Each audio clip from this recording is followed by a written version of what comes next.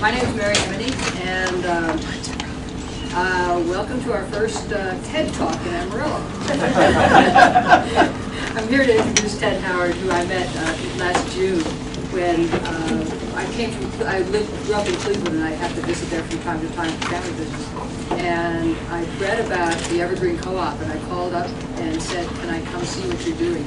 And I spent an absolutely wonderful morning with Ted and the rest of the people in his crew and what they're doing in Cleveland. I'm so excited that I came back and wrote a short op-ed piece that Frankie saw and said, ooh, we need to do that here. Ted has quite a remarkable history. We go back and sort of dovetail back and forth with each other for decades, since the 70s. We're both old 60s hippies kind of types and anti-war types.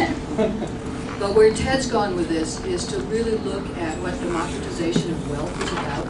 And he and a colleague started a whole program out of the University of Indiana that's been doing that around the country. Cleveland is a city that in 1960 had over 900,000 people, now has less than 400,000, and a declining population and infrastructure, very poor infrastructure. And so in 2006, the Cleveland Foundation invited Ted to come and lead a discussion about how to rebuild this part of the city that was just, sort of devastated. And so the Evergreen Co-op movement started out of that. It's not the only model that as we've been talking over yesterday, it's not the only model that he knows, but he's here to introduce these ideas and others and really start a community conversation here about how we address the increasing disparity, the fact that we have 81% of the kids in Potter County on subsidized reduced lunches.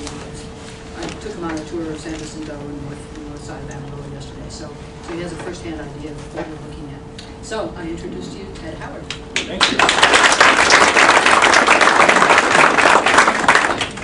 Thank you, everyone. Well, I was reflecting this morning about the differences between Cleveland and Amarillo, but one thing that's for sure is whatever city you go to, there are logistical nightmares trying to get something set up. So that we have in common.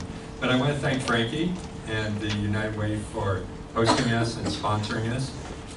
I've been in this work. I've been traveling around the country a lot to other cities in Pittsburgh and Atlanta and Washington, D.C., and I've been really impressed with what's going on with United Way these days. It's the United Way I remembered from 15 or 20 years ago.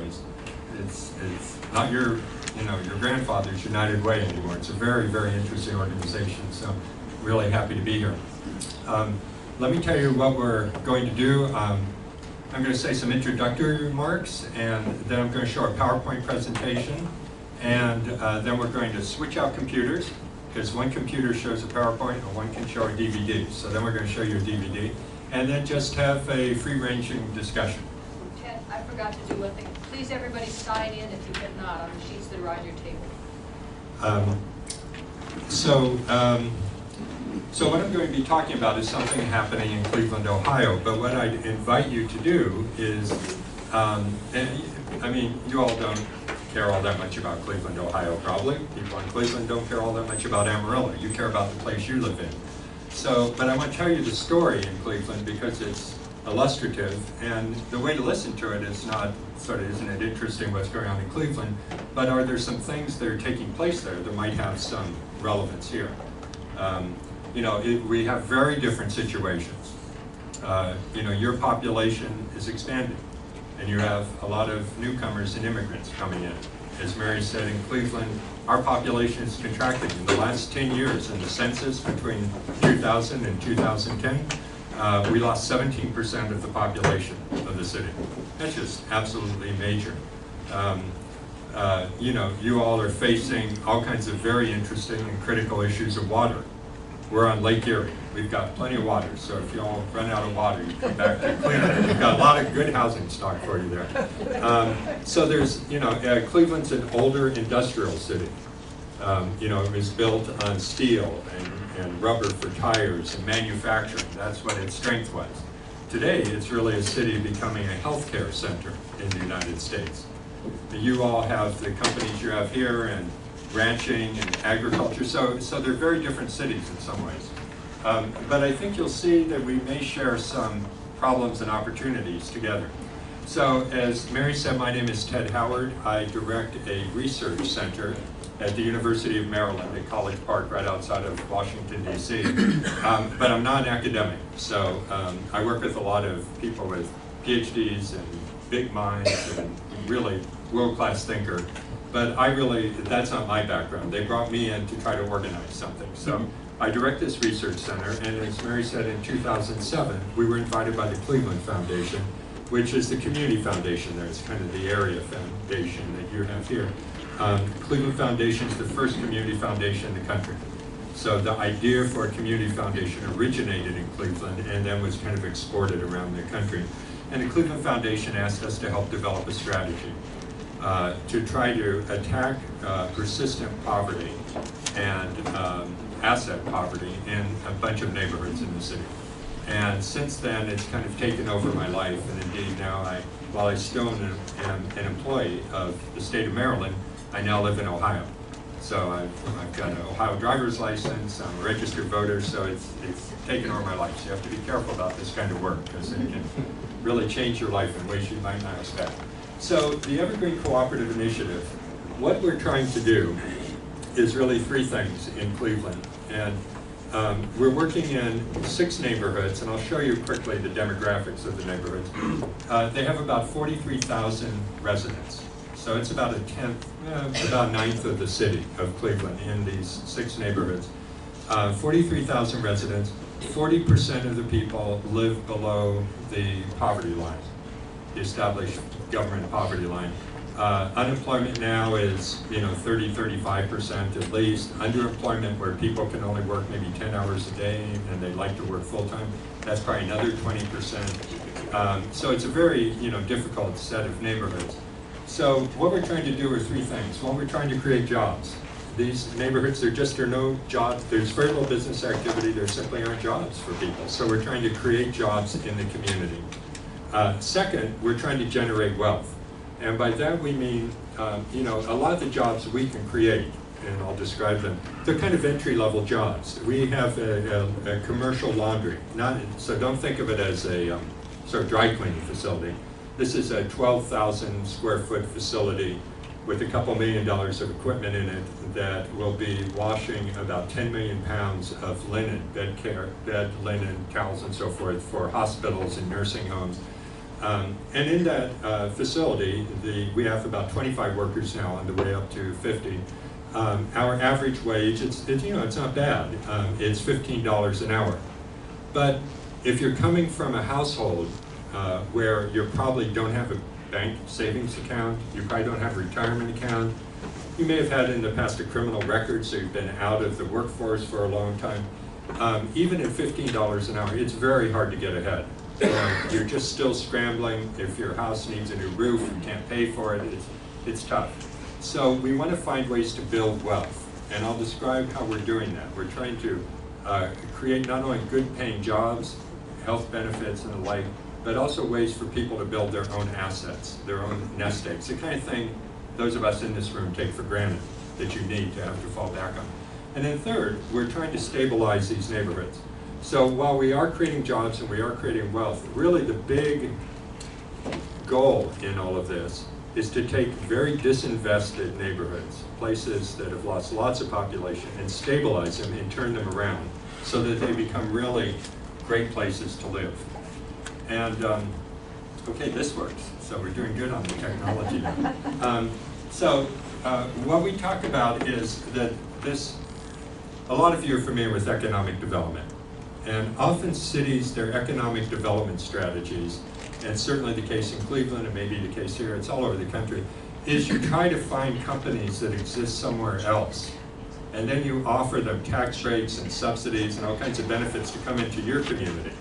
So it's a kind of losing game because community A loses those jobs, but then they come here to Amarillo.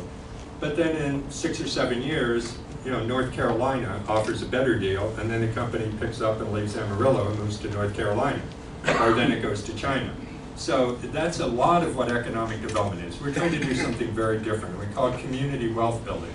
And so the idea is we want to create broader ownership of our businesses so they're really loyal to our communities, so that they don't get up and leave. And one way to do that is if more people in the community own a piece of that business, including the people that work in them, they're far less likely to exit the community. We want to, and therefore we want to anchor this capital. Economists call it sticky capital, so it doesn't get up and leave. And you know, you've got here, you've got universities, I think there's a branch of Texas A&M here, you've got community college. Those institutions, you know, they're very likely to be here in 50 years or 100 years. Those kinds of institutions tend to stay in place. Lots of businesses don't. So we're trying to create businesses that are really stuck in place as much as possible. We're trying to stop money from leaking from Cleveland. Take one example. There are the big three hospitals and universities, and I'll describe them in Cleveland. Every year together, they're big institutions, really world-class institutions. They purchase $3 billion of goods and services every year. $3 billion with a B. That's a lot of money. And almost none of that money is spent in Cleveland. So we're buying things from Germany and from Chicago and from Los Angeles. We're importing virtually all of our fresh produce from Arizona and California. And so all of those billions of dollars, they just leak out of our area. And therefore you don't get a multiplier effect, as the economists call it, where if money stays in the area, you've got it in your pocket, then you go spend it at a local store, and that store owner uses it to hire somebody, and then they go buy. So you get that sort of 2 or 3 time multiplier effect. But we're not getting that in Cleveland. So we're trying to do that. We're trying to, as I said, support individual and family wealth building. I'll describe that. We want to generate revenue. We're creating for-profit companies. So this is not a non-profit strategy. We're creating for-profit companies. And therefore, unlike non-profits, they're going to pay taxes to the city for their business. We have problems in Cleveland. I don't know if you do recycling here, if the city does pick up recycling, but in Cleveland we don't. We have a motto, and you see around Cleveland, it says Cleveland Recycles. But what that means is there are about 10 big blue dumpsters in different places of the city. So you have to put all of your recycling in your car and then go drive. Yeah. So we can't afford to pick up the recycling. Our schools are failing. We need money for schools. We need money for infrastructure. So we want to create for-profit companies that are actually casting off revenue to go into the general fund for the city. Something the mayor is very favorable toward, obviously. And we want to leverage the power of our anchor institutions, particularly our universities, our hospitals, our cultural institutions. Again, the kinds of businesses, they're nonprofits, but businesses that tend to stay in place. And we want to leverage their expenditures to target local purchasing and investment. So that's a lot of what we're trying to do, and some of that, as you reflect on Amarillo, may have relevance here. And this, don't worry, I'm not going to go through all this, but when you look at community wealth building strategies, and by the way, I'm happy to make this PowerPoint available, Frankie, if you want it, and if other people want it, it's open source material. So if you look at community wealth building, again, these are ways to build assets and wealth for individuals and families and communities. There's a whole continuum of types of things. And so let me describe a couple. There are individual development accounts. Do you all have those here, IDAs? We haven't started them yet in this community. We've talked about it a lot. Yeah. So this is something that started over the last decade, basically. And what it is a mechanism where if an individual, again, from a low-income situation, saves, say, $25, funds are raised to do matching savings, so that those people, they have incentives to save, because if you save 25, you can get another 25, and then the money can only be used for certain things. You can withdraw it for educational purposes and health, and a limited number of things that are very positive. Here's something very interesting called Market Creek Plaza. This was an effort that a foundation started in San Diego, again, very low-income neighborhood, where the foundation really put a lot of money, many millions of dollars, into a retail and development and cultural center in the community. First time there's a grocery store and the like. And then they began to transfer ownership of that facility to the community by doing what was a kind of initial public offering, an IPO, to sell shares in that facility to the residents of the neighborhoods. So for $20, you could buy a share, and you could be an owner of something, an owner of that facility, and you reap some benefit from it. employee stock ownership plans. Very interesting. You probably all saw the paper this morning, the big headline about Jack Kelly, the company, being bought by an Ohio company, by the way. So that's a very interesting situation. So, and it raises the question, you know, will the jobs of the Jack Kelly workers here in Amarillo, will they be preserved? Now maybe they will be, and we hope they will be, even though the company now is going to be owned by a company in Ohio that is not necessarily as loyal to Amarillo, obviously, as the company that was built here. But there's another strategy for doing that, and it's called an employee stock ownership plan. It's a very good way to retain jobs. And that's where, as a company, if I have a company that I own, and I've built it over time, it's my company, let's say I'm employing 30 or 40 people, and my kids, they've left Amarillo and they've run off to San Francisco or New York, and they don't want to come back and run the company. And now I'm a baby boomer and I'm about to retire. What do I do with the firm? Well, one answer is you sell to a competitor, which is what happened with Jack Kelly. And again, I'm not qualified to say whether that was a great deal or not, and let's hope it was. But another way you could do it is through this employee stock ownership plan. Legislation created in the 1970s, where you, as the owner, you sell over time the company to the workers in the company. You, as a worker, as an owner, you get tremendous tax benefits through capital gains. And at the end of the day, the people who've worked there their whole lives end up owning the company, and it stays in the community. Fabulous job retention strategy. I don't know if you all have heard about this, but this started about 30 years ago. Jack B. Kelly had sold a lot of their stock to their employees, which was bought back by the Ohio company. So there are all kinds of ways to do this. There are now about 10,000 such companies in the United States, employing over 11 million Americans, where workers own a piece of the company in which they're working right now. So it's a very interesting kind of strategy, and there are many, many others here. But I just wanted to show you the mix, and one of the things I've done is highlight in green, as you'll see, some of these, and that's because we're using those kinds of mechanisms in Cleveland as part of this Evergreen strategy. So when we developed our strategy, we didn't say, well, let's start building employee-owned businesses that are linked to anchor institutions. We started with a set of questions.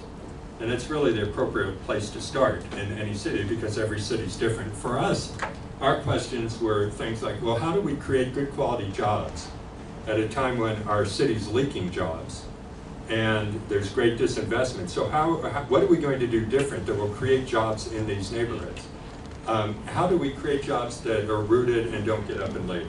Where do we find money for job creation? We all know that the federal government, states, cities are all being squeezed for money. So where do we find financing to help put together a laundry like we did, which was a almost $6 million capitalization? And all these kinds of questions were things that we started dealing with as we built our strategy. So what is the Evergreen Cooperative Initiative? There are a number of ways to look at this, and then I'm going to tell you specifically what we're doing. One, it's a kind of community building strategy. We're trying to stabilize and revitalize a set of neighborhoods. We call it a multi-stakeholder strategy because it involves both the world-class institutions of Cleveland, like the Cleveland Clinic, which you all have heard about, certainly university hospitals, Case Western Reserve University. Rock and Roll Hall of Fame. We're in discussions with the Rock and Roll. I'm a lifetime member myself. I'm doing my bit. But also other museums, the Cleveland Symphony Orchestra and the Botanical Gardens and so forth, and the Cleveland Foundation, but also the residents of low-income neighborhoods. And as you can probably appreciate, the people who live in neighborhoods that are, like I'm going to describe, often don't have any link to a world-class institution like the Cleveland Clinic. So we're trying to bring everybody together in a sense that we're all going to succeed or fail together.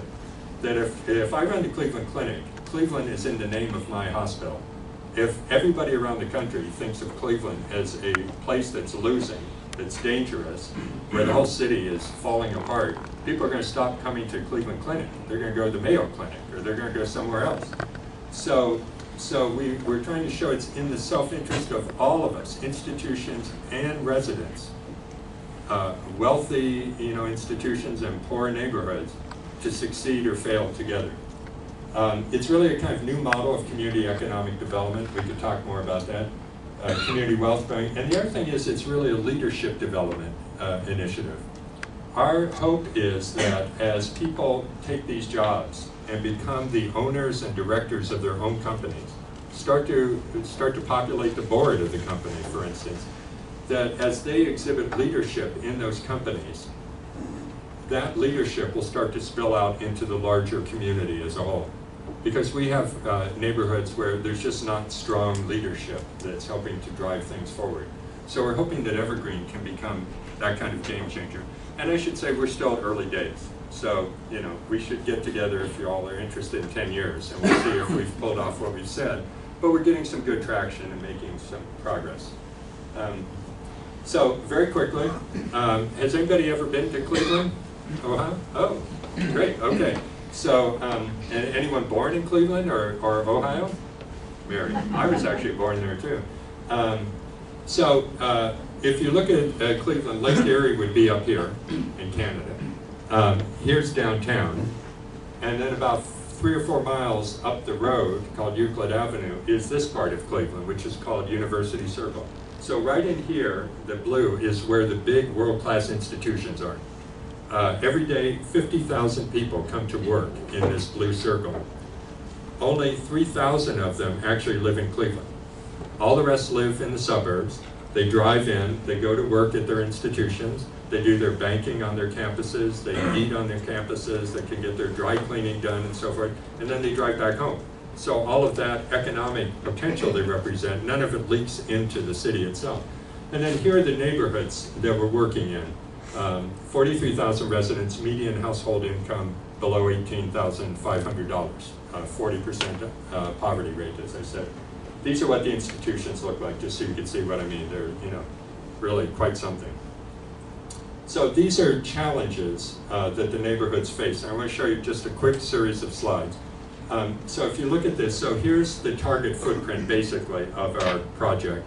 Here's the where the institutions are.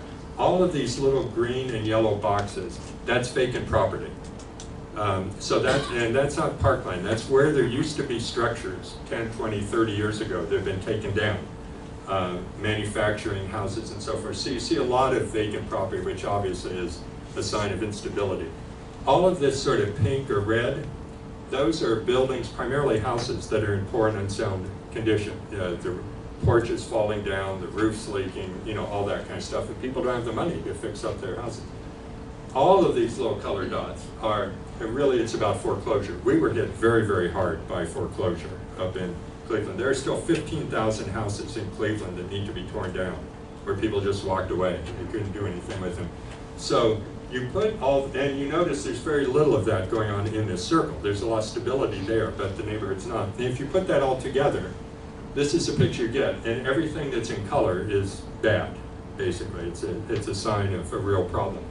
And this data, by the way, was assembled in 2007, so it predates the recent recession and foreclosure crisis. So you can imagine how much worse it is.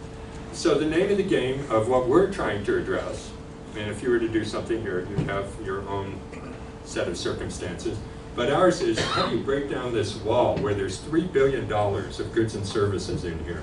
There are 50,000 people employed in very good jobs. And how do you break down that wall and leverage the resources there of that community to help affect these neighborhoods and really transform them? And that's what we're trying to do. Now I'm going to show you a video about that, but I think we'll show it last rather than right here because we have to switch the computers, so it's just logistically a little hard. So our strategy is fivefold. One, we're working with the large anchor institutions, and in driving around with Mary, you obviously have a number of those here. I was out the hospital complex, and you've got the community college and the universities, and you have the cultural center, and you have a lot of those kinds of institutions. We found it very important to start to get those. We could talk about how we developed this strategy, but to get the institution heads and senior leadership sitting down together. Cleveland Clinic and university hospitals, maybe a similar situation here with your hospitals. They're fierce competitors. they don't play well together historically. There's still people at university hospitals that behind closed doors call the Cleveland Clinic the evil empire, you know, that sort of thing. But we found a way to get people sitting down together and starting to see how they could start to work together for community benefit. Now, it's taken a number of years, but building that trust and that sense of, if anybody's going to come to Cleveland's aid, it's really going to be our institutions, which are going to be here in 100 years. So it's in our self-interest to start to deal with this. So we identify local procurement opportunities. There's a whole process for doing that I could describe. What are the institutions buying? Not everything can be sourced locally, but what are they buying that could be?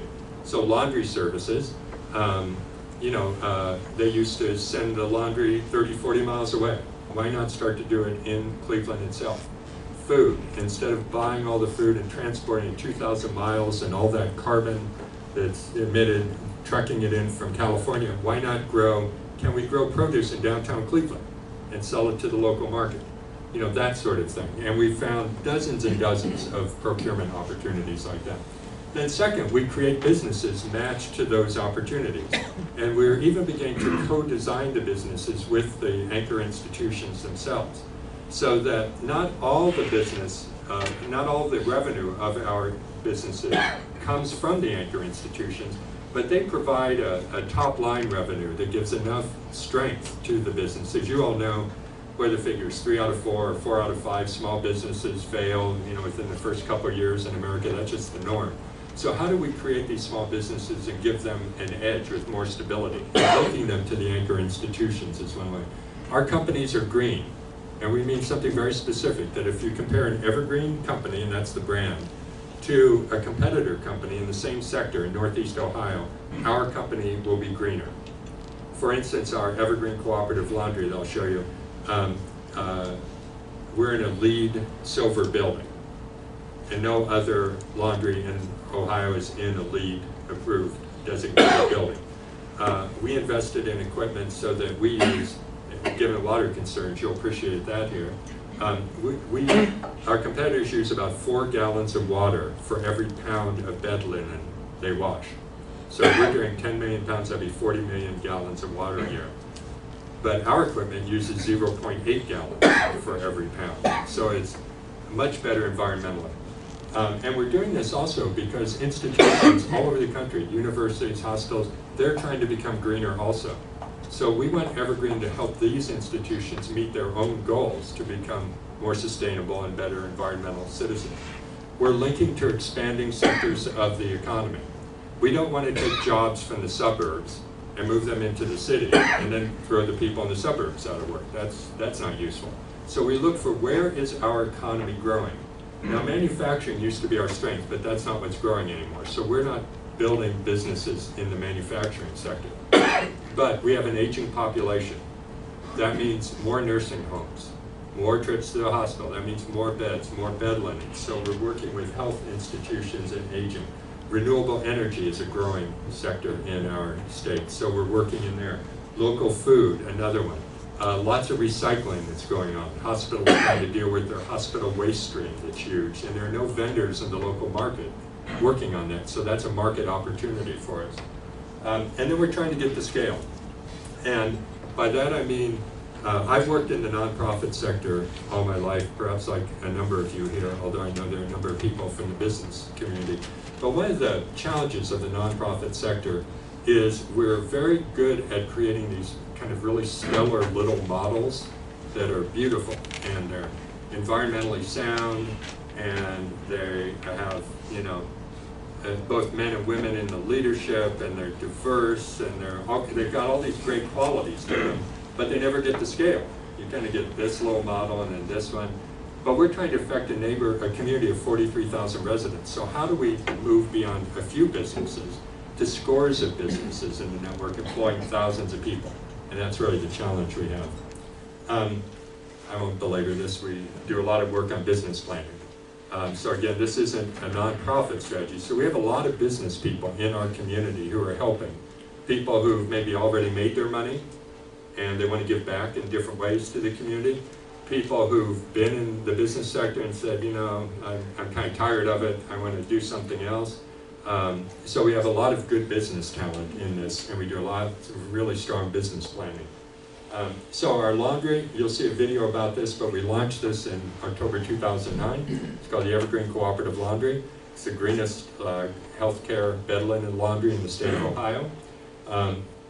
You know, and again, we didn't just make up this idea. Where we got it is we talked to all the nursing homes and hospitals and realized there was a big opportunity to build a laundry right in Cleveland because one didn't exist. We'll have created 50 jobs for worker owners. And I should say the way you become, when you're hired at Evergreen, you're hired for 6 months as a probationary worker, during which you're assessed, you're given feedback and performance reviews and all the things you would in a normal company. But most of our people haven't. Of the 20, we have 25 worker owners in Evergreen right now. 23 of them have criminal records.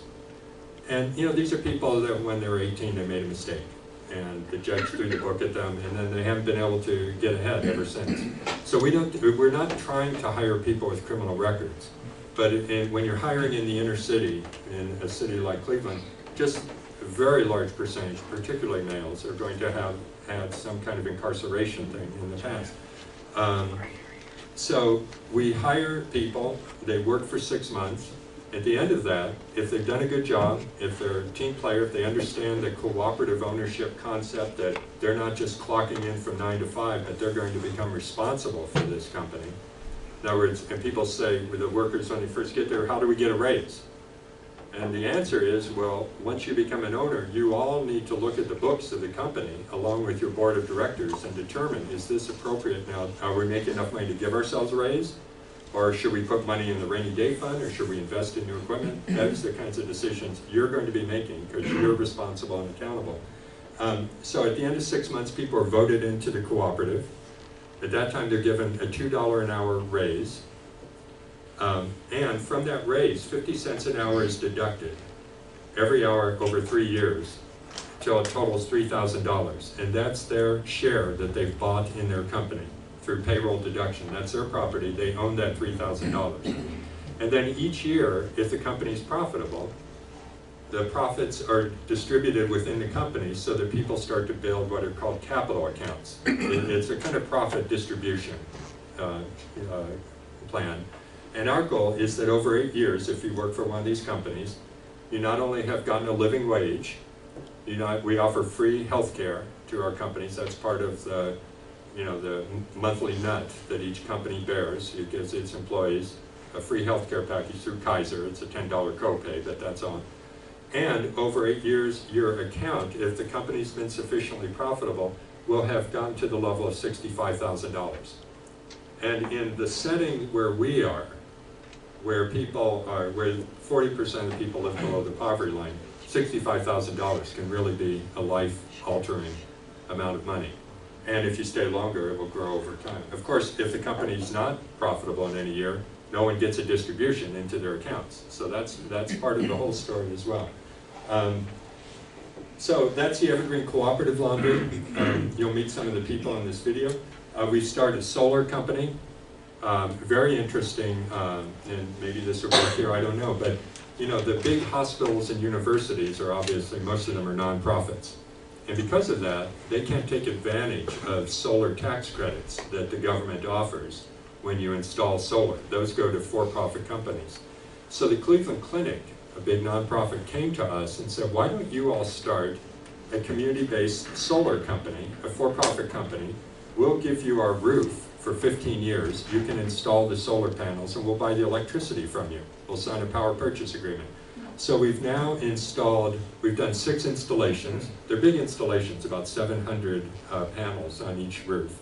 The institutions are committed through contract to buy the electricity over 15 years. We've got about 25 worker owners in the company. And then we also do a sideline of business of home weatherization. And we're going to begin energy audits and the like. So that's our second company. Our third company is called Green City Growers, and the groundbreaking, actually the earth movers are out already doing the work, but the official groundbreaking, because the mayor could show up on this day, is October 17th. And I think one of our senators will be there. It'll be a big deal. And what we've done is assemble 10 acres of land in downtown Cleveland. And on it, we're building a 4-acre under glass greenhouse, hydroponic greenhouse, that will grow green leafy vegetables and herbs year-round. It will be the biggest urban-based greenhouse right in the city limits, anywhere in the country as far as we know. There'll be over 220,000, about 200,000 square feet under glass. It will be growing about 4 million heads of lettuce every year and 300,000 pounds of basil, and selling it to the local food market. And we went out first to test the idea, was there a market for this? And our break even in revenue in this company will be $1.8 million a year of sales. And we have signed contracts and letters of intent already from the hospitals, from the grocery store chains and so forth, that total 1.9 million. So this could be a very profitable company and will ultimately, we think, earn about $5 million a year. And it displaces not a single job in Cleveland, because virtually every head of lettuce we eat and every bit of basil that we consume, and that's what we're growing, basil, is grown in California and Arizona, and the basil is grown in Colombia, the nation of Colombia, and Hawaii. So we're creating local food, and we think if this works, we can really start a local food industry in Cleveland, Ohio. And we're going to be selling to the local food market, which is a 150-mile radius around Cleveland. This just shows we have a number of other businesses in the pipeline. We're going to start a couple in pilot testing by the end of this year. And we've got others that more than this, but it just shows there are opportunities. One of them that's very interesting is printing. We have 3 sports teams in Cleveland, the Cavs, the Browns, and the Indians. None of them are all that great in most years, especially since LeBron left. But one of the things that's interesting is all these teams that print, imagine all these programs and tickets, and almost all of it's being printed in Chicago and other places. So they're suggesting to us, why don't we create a printing facility linked to our sports teams so we can hire people locally? From their point of view, you can imagine how much sense this makes, because if you've got to sell all these tickets, and especially as you know, football tickets are really expensive, and you've just lost 17% of your population, and if you're going to lose another 10 or 15% in the next decade, I mean, it's going to start to be hard to sell tickets. So they're saying it, why don't we as a business make sure that we're directing our business locally, because that will end up not only doing the right thing for the community, but we're going to be able to sell our product going forward. So to just sum up, and then we'll show this video, and we'll need to be switching it out here in a moment. There's our tech person over there. So our design criteria, I've got 2 final slides. One, so we're for-profit, and we think that's very important. Now we're for-profit with kind of a triple bottom line. Our companies need to be in the black and making money, that's one. They need to be contributing to the community and helping to stabilize the neighborhoods and hiring locally. We place the businesses, by the way, right where people live. I toured neighborhoods here, and I saw, you've got a lot of people living places. I know public transportation is an issue here. Probably a lot of people don't have cars, but 50% of the people we've hired in Cleveland don't have automobiles. Either they can't afford an automobile or their licenses have been yanked because they have unpaid tickets and so forth. So they can't get 10 miles to work. They need to be able to take a bus or walk to work. So we put the businesses right where people live, and we hire locally. And so when we recruit people, we ask them where they live. And we're really trying to focus hiring. So we hire locally, relocate in the community. We match the businesses to the needs of these big institutions that are key partners in this. We pay these living wage and benefits. We're green, as I said, multi-stakeholder. And very importantly, these companies, we create, and under contract, they make a commitment to provide approximately 10% of their earnings, their profits, once they're profitable, back to a fund we've established called the Evergreen Cooperative Development Fund. And that fund's mission is to create more businesses like the laundry and the solar and the greenhouse and so forth. So the companies contribute money so that other people in the community can have this same opportunity that they were fortunate enough to have. And so finally, our goal is to create new jobs. With what we have in the pipeline right now, we can see in about 2 years we'll have probably 500 jobs created. But that's insufficient. And although that's a breakthrough in itself, just to do that in an inner city neighborhood. we think we need to get somewhere around 4,000 or 5,000 jobs created in this geography of 43,000 people. So that's what we're really kind of holding our feet to the fire on. And how we'll do that, we're not sure, but that's sort of the question I wake up in terror every morning. We want to anchor the capital, promote the asset accumulation. As I said, our target is $65,000 a year in people's accounts, $65,000 at the end of the year. Stop the money from leaking out of Northeast Ohio, stabilize and hopefully develop a model. It says replicable, that's not really the right word. It's more a model that might be useful and could be kind of iterated or adapted in other settings. So I'm working very closely with a whole group of institutions, including Emory and the Community Foundation in Atlanta, Georgia, where they're beginning the Atlanta Wealth Building Initiative. Very different dynamics they have there. It's a growing, strong market city, unlike Cleveland and so forth. We're starting to work in Pittsburgh, in the Washington, D.C. metropolitan region, out in the San Francisco Bay Area, and all these things look different from Cleveland. But they kind of express the same principles, that we need to find ways to not only provide jobs, but create wealth. We need to stabilize our community. We need companies that are green. We need to anchor businesses so they don't get up and leave. But you can do that in an awful lot of ways. And so that's what we mean by replicable. And then these are just sort of the portfolio of the companies that exist. So now if we could, while she's doing that, so we're going to show a 3-minute video. So it's very quick, and then we could talk, but are there any questions or anything you'd like illuminated or comments, or this all seems like hogwash, or whatever you think? Yes, ma'am. Could you say what neighborhood voice is that was listed at the bottom there? Yeah, it's a little different. It's a communications. The question was, the last logo on the list of companies was Neighborhood Voice. I didn't mention that. It's a communications vehicle. It's a community newspaper and web presence.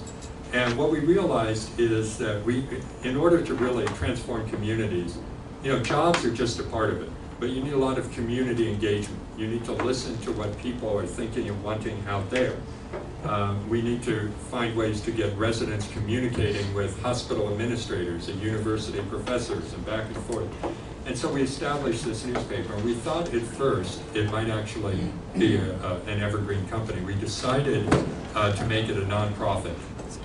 It's funded, about 50% of its funding comes from ads taken by the institutions. So the art museum. We have a situation in Cleveland where we have a world-class art museum because I didn't know this when I relocated to Cleveland, but Cleveland's where the Rockefeller family came from. So John D. Rockefeller the first is buried right about 2 blocks from my house. And there are lots of other really, really wealthy families there. And one of the things they wanted to do was have great amenities when they're, it was over 100 years ago in this little town of Cleveland. And so they did things like begin an art museum. So we have an art museum that's probably appropriate for a city of the size of 2 or 3 million, but we have, 400,000 people. But the residents in the neighborhood, I have a friend who's a school teacher, and she teaches art in a school that's, within a stone's throw. It's within a mile of the Cleveland Museum of Art, and the kids are inner city kids. And she gave them an assignment once to go to the art museum and pick a painting, and then, write about it in terms of, the brush strokes and the composition and the history and all that stuff. And all the kids kind of looked at her. They just have blank faces. And like 30 kids. And she said, what don't you understand? And not a single one of those kids had ever been to the Cleveland Museum of Art. And it was within a mile of where they grew up, because they didn't think that was the kind of place for them. So now the museum is advertising to residents about programs that are for the community to come in and all that. And so that's what it is. And most of the paper is written by the residents of the community. They submit articles, and then we do the editing of it. Yes? Ted, did you have to purchase the land for the greenhouse, or was it donated by the city or a company? Or? It was a combination. In Cleveland, I showed her all those green and yellow squares, vacant property. But getting 10 contiguous acres is amazingly hard. And there are 3,700 vacant acres of land in Cleveland. So what we did is we worked with the city, and they assembled a lot of the land, and then we had to buy a couple people out of their homes. Because imagine there were 10 acres, and there were like 4 houses on it. It was like living in the country, except you're in downtown Cleveland. There used to be houses everywhere. So we had to buy people out. The city doesn't use eminent domain. And then we relocated them to better housing stock. How much is that greenhouse going to cost you? Well, it's an expensive proposition because it's siting a greenhouse like this in the city is a very expensive proposition. If we'd done it out in the suburbs in the rural area, it would have been a lot cheaper. But it's about a $12 million capitalization for a business that will be earning about $5 million a year.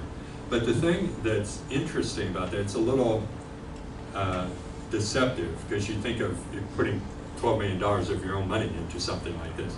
But again, because we're citing the business in a very low income census tract, and we're hiring our workforce from similar census tracts, we're eligible for the Department of Housing and Urban Development has a loan program called HUD 108.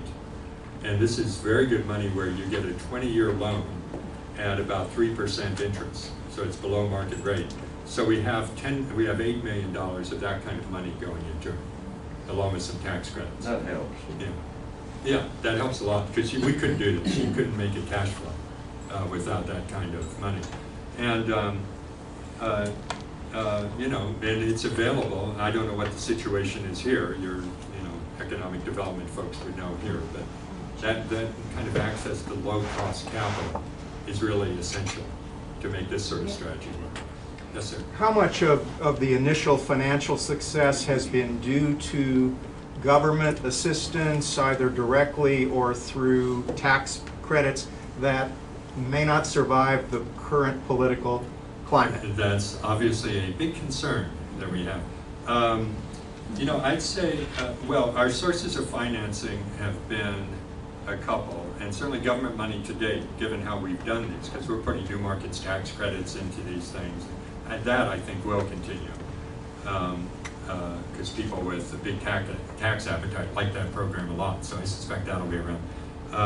But we've, all of our businesses, we've tried to put a combination of philanthropic dollars into them, tax credits, government money. The laundry has 2 commercial rate bank loans, local banks, not, they're $750,000 each going into it. And so that's been our mix, but it has been very important, and we're obviously very concerned about that and hoping to keep it going. We have a new governor we had a Democratic governor, now we have a Republican governor, and part of the whole process, we really see this as a nonpartisan effort. That this is, in some ways it fits, and obviously fits a kind of liberal urban agenda sort of thing, but it also fits, very conservative, pragmatic, pull yourself up by your bootstraps, the community doing for itself, that. So we have a lot of support from the business community also in Cleveland.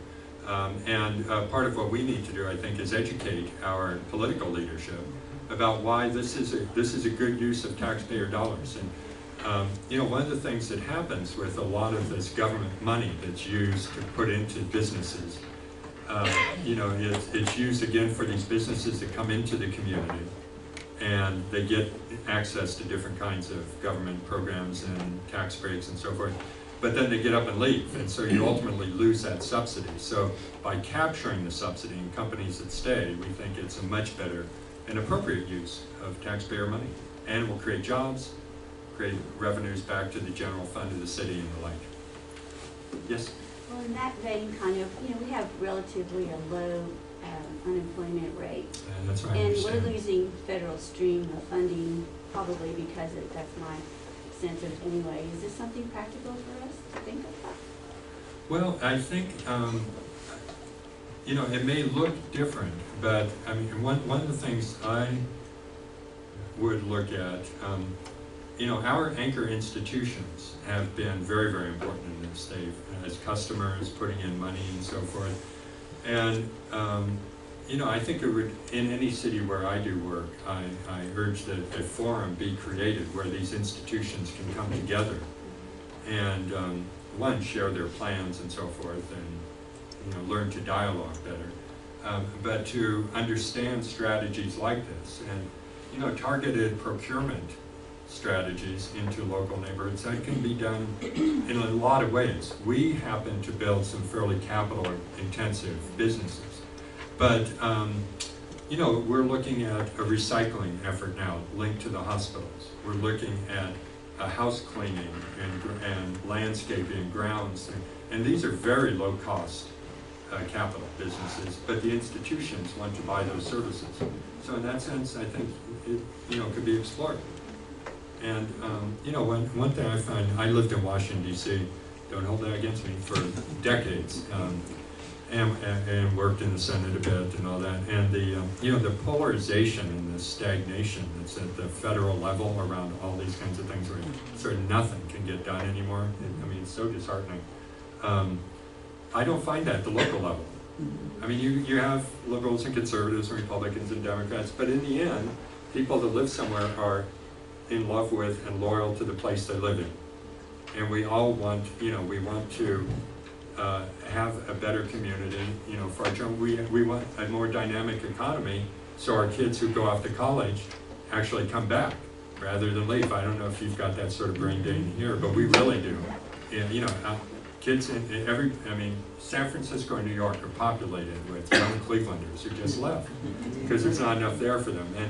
And that sort of sense of rallying for our place and this sort of place-based strategy, I think can really appeal to people. And I think it's we've kind of talked about economics and job creation and all that. I think these kinds of questions are profoundly important, small d democratic issues for our country. If you believe what the French observer in the 1820s, I think it was, maybe 30s, Alexis de Tocqueville said about American democracy when he came to visit from France. One of his insights was that what made the possibility for a strong civic life and national sort of big D democracy is that people in their places where they live, where they have their daily experience, have a civic life and a democratic life. And so, in my view, if we have communities where the economic underpinnings are just being ripped out from under them, you're just scrambling for your existence. You can't get health care for your kids, all of those problems. It's very difficult to be the kind of strong democratic actors that can do all the other things we need to do in our communities to rebuild our schools and set the direction for development, and how we're going to use our land and our environment, how are we going to deal with our water issues and all that. So that providing more economic stability helps to foster democratic life. And I think that's a conversation that a lot of people in communities are really interested in engaging in. Yes, here and then there. Please. Does it interfere with your capitalization plan to tell a potential investor that they're going to be investing in something where you're going to have a certain number of employees who maybe don't know anything about business and are possibly ex-cons? Does that aggravate the problem for you? We have not, because we're realists and pragmatists. So we're not trying to. If these businesses aren't successful, then this whole thing is. It's wonderful. It has a triple bottom line and all this stuff, but the first thing is these businesses have to drive for success and be sustainable and in the black and be earning. And therefore, when we create these businesses, while we hire our workforce from the community, we bring in management talent and expertise that often isn't from the community, just because people haven't had the opportunity to go to college and have a business career and the like.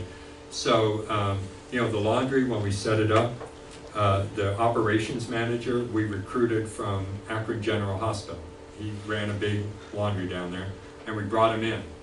And we said, you've got a charge here in a year and a half. We want you to get this thing up and running, have all the equipment working, obviously, and we want you to train from within a couple people to take over your position. We have a CEO of the laundry right now. His name's Jim Anderson. Mary met him when she was out there. He spent most of his career, 25 or so years, in the steel industry. and also in employee ownership. So he knows how to run, he's a manufacturing guy, knows how to run a company. Our greenhouse is being developed by a woman who's had been executive with a food company called Green Line. They make, you may see their products, they do frozen green beans in the stores and so forth. And she's a national expert on greenhouses. And she got so excited by this that she picked up and left her company in Bowling Green and moved across state. And so we bring in enough of that sort of talent to make these things work. And in terms of the workforce, we've hired a couple bad apples, but probably all of you've got companies, you've hired a couple bad apples, right? We find people are so, they call Evergreen, because so many of them have been incarcerated and had, and dropped out of school when they were in 8th or 9th grade, that sort of thing. They call Evergreen a kind of second chance program, and they really don't want to lose that chance. So in some ways you find fierce company loyalty. We've had at the laundry, with the 3 worker owners we've had maybe 4 people come in there who left. So people are really staying with us and doing laundry. This is not easy work and it can get hot, but people are loyal to their company. So we've not found that to be a problem. In fact, we had a very interesting thing happen. A businessman, who will go unnamed, who has a big company in Cleveland, came out for a tour.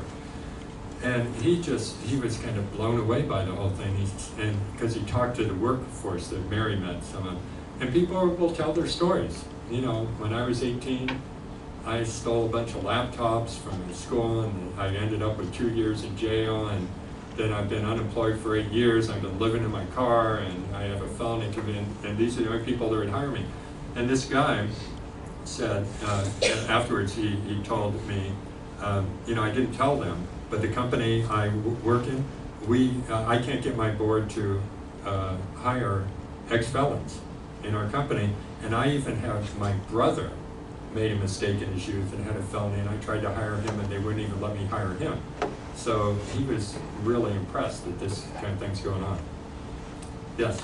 Yeah, I was just going to point out that although we have a low unemployment rate, we have a really high pocket of poverty here. I think our school lunch is, or don't we have about 60% of our 65% of our students are on free lunches, and that poverty rate in Potter County is just very high. Yeah.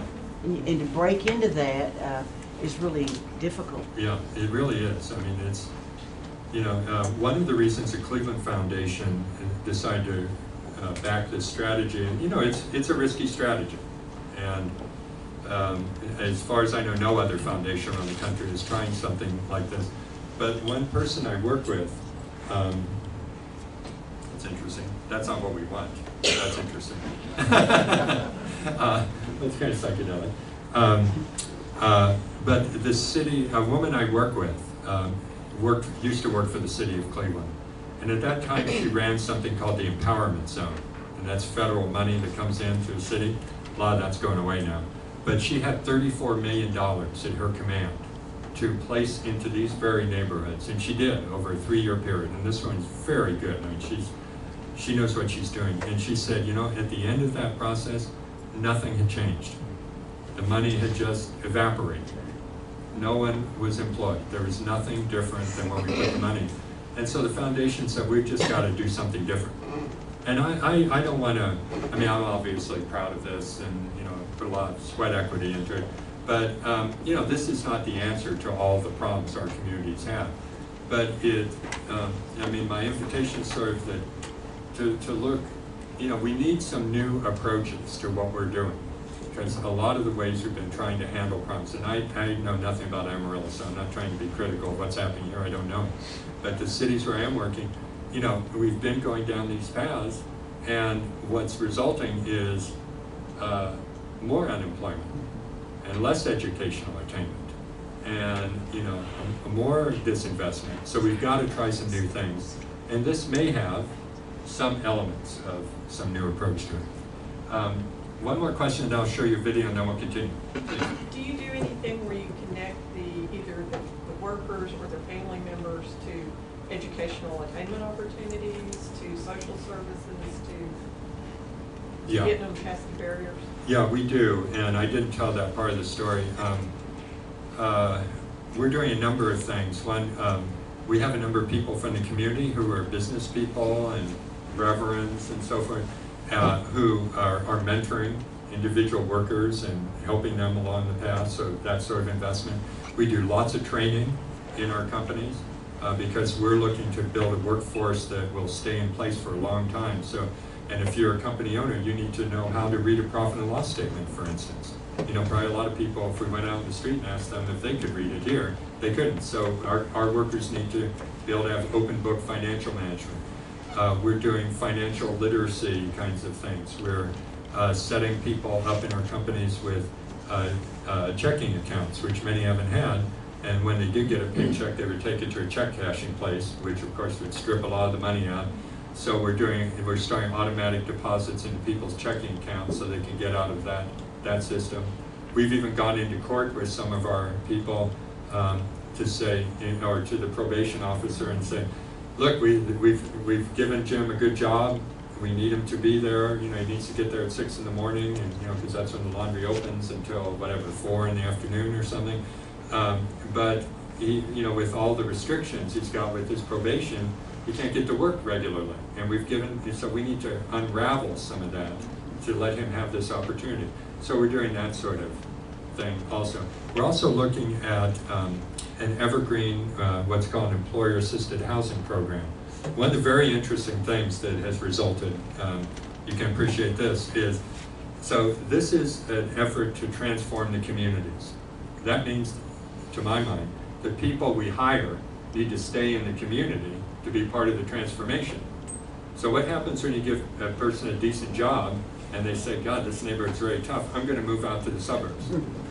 And so what do you do about that? Because you don't want that to happen. And so, you know, there are probably some sticks you could put in place, but we decided to put a carrot in place, and that's we want to build an employer-assisted housing program so that the company would make a forgivable loan to a worker who, say, $5,000. And housing stock is very inexpensive in Cleveland right now because the market crashed. So that someone could take that $5,000, and if they bought a house in the neighborhoods and maybe move to a safer part of the neighborhood, I can understand that, and they stay in it for 5 years, that loan's forgiven. So, you know, incentive programs like that as well. So we want to show a video.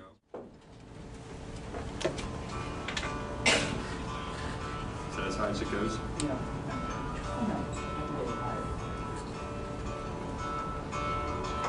Do y'all hear that? Yeah. Okay, good.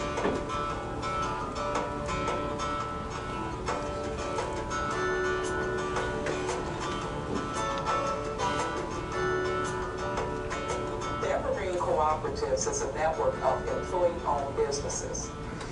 We are looking at a new paradigm for creating wealth in the Cleveland community. We will create a network of for-profit businesses that will hire from the neighborhoods, and the employees will own the businesses that are created. It can't be just another initiative. I think for all of us, we want this to have meaning and scale and to be transformative. And it's just that simple. Because this is more than a job. This is an ownership opportunity. Having people able to participate in the creation and access to wealth that would normally be excluded is really the best part of this. I envision being one of the owners to make the decisions about Evergreen and expanding. As these businesses grow, that roots these projects in the community long term.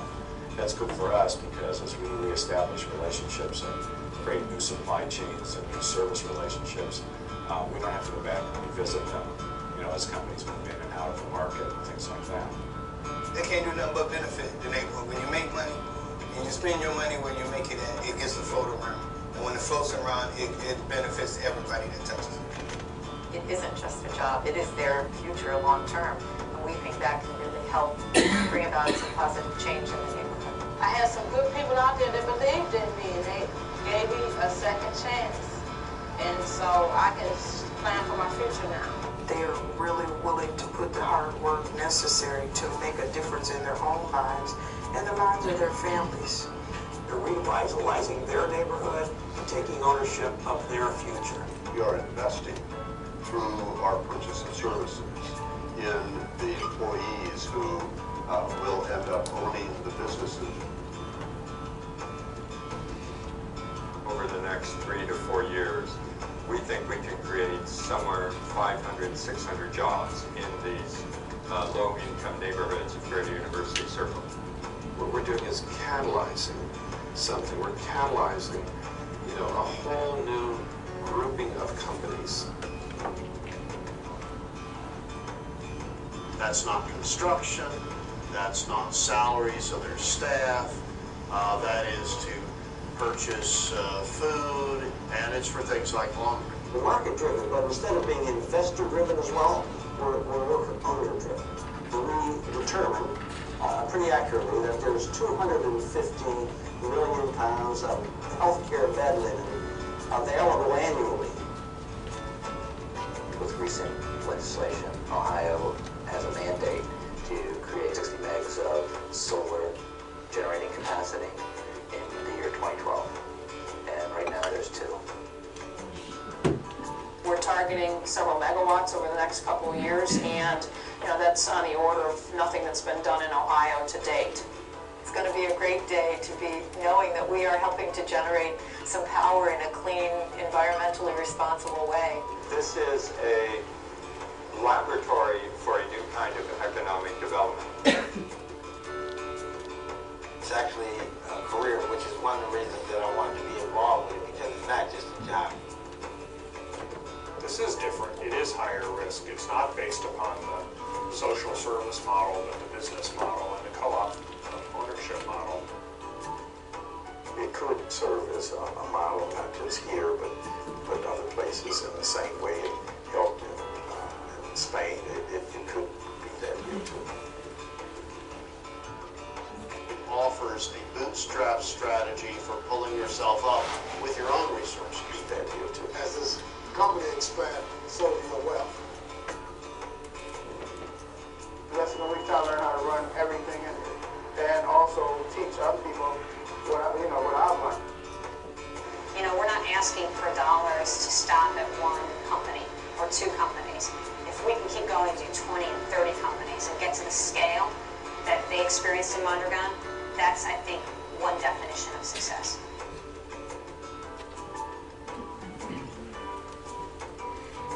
And in 5 years, where this is going to go, I think most cities is going to jump on or want to look at what we're doing here and use us as a model. Cleveland wants to be where the world is going, not where the world is. Just being a part of Evergreen in general is tremendous. And I believe it's more a part of a green city on Blue Lake. Well, I thought I would have to move to Portland, Oregon to be part of the Green Revolution. Being here in Cleveland is good. It looks like we're going to spearhead what's going on. This really is just the beginning. It's a great model. This is the real deal, and you can see the guys over here and the ladies that are going to own this company, and what an incredible opportunity. My name is Michael McNary, and I am an employee of Ohio Solar Cooperative, and I'm also an owner. It is really a great day for Cleveland. It's a great day for the employee owners. It's really a great day for all of us working together. It is comprehensive and very thoughtfully planned.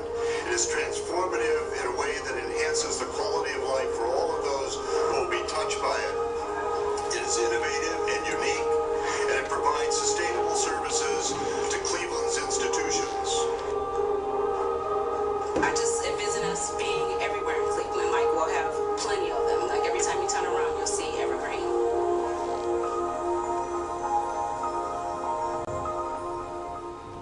These are some of the people of Evergreen, and if we could, I'd show you, but we could send the link, a 3-minute video where we went back and interviewed a lot of the workers you saw who were very new there about what this opportunity had meant to them, and you could kind of see who they've become over time. One thing just to reference, there was a mention about Mondragon in Spain, and it's a very, very interesting business model. A lot of us when we think of cooperatives, in some part of the countries we think of big agricultural producer cooperatives, you know, companies like Land O'Lakes Butter as a producer cooperative. Or we think of, at least Mary and I would go back to like the hippie food co-op days, you know.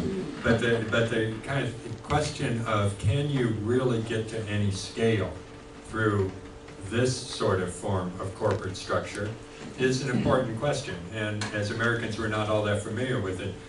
And a good amount, not total, but a good amount of our inspiration for Evergreen has come from what's happening in Spain. And there along the Atlantic coast, in northern Spain, right near the Pyrenees, there are 3 provinces that are Basque provinces. And the Basques are, they're very interesting people. It's kind of like they came from Mars. No one knows where these people came from. They're not Latin like everybody else in Spain.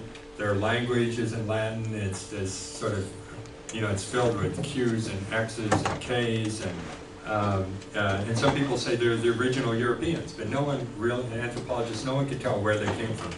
But in the 1930s, during the Spanish Civil War, when General Franco was the dictator and the fascist dictator, aligned with Hitler and Mussolini in Spain, there was a civil war, and the Basques were on the side of the Republic, trying to overthrow the dictator, and they lost. And many of you, if you've ever been some time ago in the 70s or 80s to New York City and went to Museum of Modern Art, you would have seen Picasso's Guernica, this very famous painting, which is about the bombing of a city. And that city, Guernica, is in the Basque country. And that's where Franco basically invited Hitler and the Germans to come in and bomb a city. It was a kind of a trial run for what they would do elsewhere in World War II. So when Franco triumphed, and he stayed in power in Spain until the 1970s, so unlike, you know, the other fascists who died in 45, he stayed around for 3 more decades. And you can appreciate he hated the Basques because they fought against him in the Civil War. And so he did everything he could to exterminate their culture. He forbid their language being taught in schools, he closed their universities, no money from the federal government in Madrid who went to the Basque country. A Basque friend of mine who was there in those days, this is now in the 50s and 60s, he said, you have to compare it to, in your country, Hurricane Katrina, but imagine Katrina in the mountains in the Basque country every year, year after year after year. That's what it was like. It was just a terrible situation. And so a priest, a Catholic priest, whose name is Father Aizmendiarreta, a really extraordinary leader, decided that people had to pull themselves up by their bootstraps because no one was coming to save them. And so he worked with 5 students to start the first co-op. And they made a little metal stove that burned paraffin, and you could use it for cooking in your house. And they organized it as a cooperative. They all owned the company. And now, 55 years later, as it said in the video, this little humble experiment in this kind of odd place in the world, in what's called Mondragon, it's a valley in the Basque country, this slow experiment has now turned into a network of 120 companies, 87 of them industrial, employing over 100,000 people, almost all of whom are worker owners. It has the greatest wealth equality statistics in anywhere in Europe in this one little region. Spain was very hard hit by the international recession of 2008. Their unemployment rate in Spain is still hovering around 24%. In the Basque country, it's 9% because of these companies. And it said there, in the recent year, they've made 20 billion, with a B, dollars in revenue, but last year they made 24 billion. So it's a very, very interesting and successful economic model. And one thing we've done is take 3 trips, study visits, which is very nice. Because you go and your meetings with the Basques, and then you break for lunch, and everybody's drinking red wine, but they want you to know it's grown by a worker cooperative. These workers own this red wine. But we've taken about 35 leaders of Cleveland to the Basque country, and they do study visits. And you go through kind of a 5-day course, and you tour these factories like Fagor, where they're making 800,000 refrigerators a year and 1 million stove tops and these giant facilities, and you get to learn how they did it. And by taking these civic leaders from Cleveland, it's been very important because now we have a group of people who are bankers, city officials, many of the people you saw with the institutions have gone on this trip, and now they understand that this could get to scale. This is possible. So I don't know if you want to sponsor a trip from Amarillo to Mondragon, but I promise you, it will be fun. And you get to go to Bilbao and go to the Guggenheim and see the Frank Gehry building too, so that's very good. But it's a really very, very powerful experience and part of the learning I think we all need to do. And I think one thing, I worked with a fellow over there, Jim Whitten, who you may know, Jim Renton. Jim lives here in Amarillo and is with an international NGO called the Hunger Project. And Jim and I, in our youth, he still looks pretty young, but in our youth we worked together in this Hunger Project. And I had the opportunity to live in India for a year and a half for this organization and spent a lot of time in Africa. And one thing I realized is there's a lot of wisdom out there in the world, in other places. And as Americans, I think we're sometimes a little prideful. We think we have all the answers and kind of if the world would listen up, it'd be a better place. But you can learn really interesting things out there. One of them is in Mondragon. So if you're ever interested in such a trip, I can hook you up with the right people. So other questions or just, doesn't need to be a question, it could be a comment on the situation. Yes? When you were in Mondragon,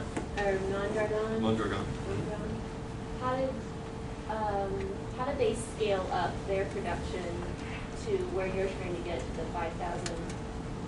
Yeah. So the question is in Mondragon, how did they scale up from 5 people to this ginormous thing they have? And it's a really good question. We spent a lot of time on that. You can imagine they're keenly interested. They did something really fascinating. They established a bank because they couldn't get any other commercial banks to loan into these cooperatives. The banks didn't understand them. They didn't much like the Bass and all that. So the priest, Father, he must have been quite a character. And if you go to Mondragon, you can see his old office. You know, it's like their equivalent of George Washington or something. So he kept telling the workers, we need to establish a bank, that we need to create our own financing. It's the only way we're going to do this. And the workers kept saying, you're crazy. That's not, you know, we don't know about banking. We know about making stoves. We don't want to be bankers. And this went on for a couple of years. And so one day, the story is, the priest, so this is a Catholic priest, the priest walks into a meeting of the workers, these 5 guys, and says, holds up a piece of paper and says, congratulations, you own a bank. And they said, what? And he showed them the form on which he had forged all 5 of their signatures. what's called the Caja Laboral, which is the labor bank. And then what they did to capitalize it, which was very interesting, they went door to door to Basque people, just like you go here, you just knock on the door, house after house. And the phrase they used was, you should put your money, what you have, into this bank that we have. And if you're not willing to, then you should probably take your passport and leave the region because there's going to be no work, there's going to be nothing here. But if you invest, we'll create opportunity here. And so people started investing in the bank.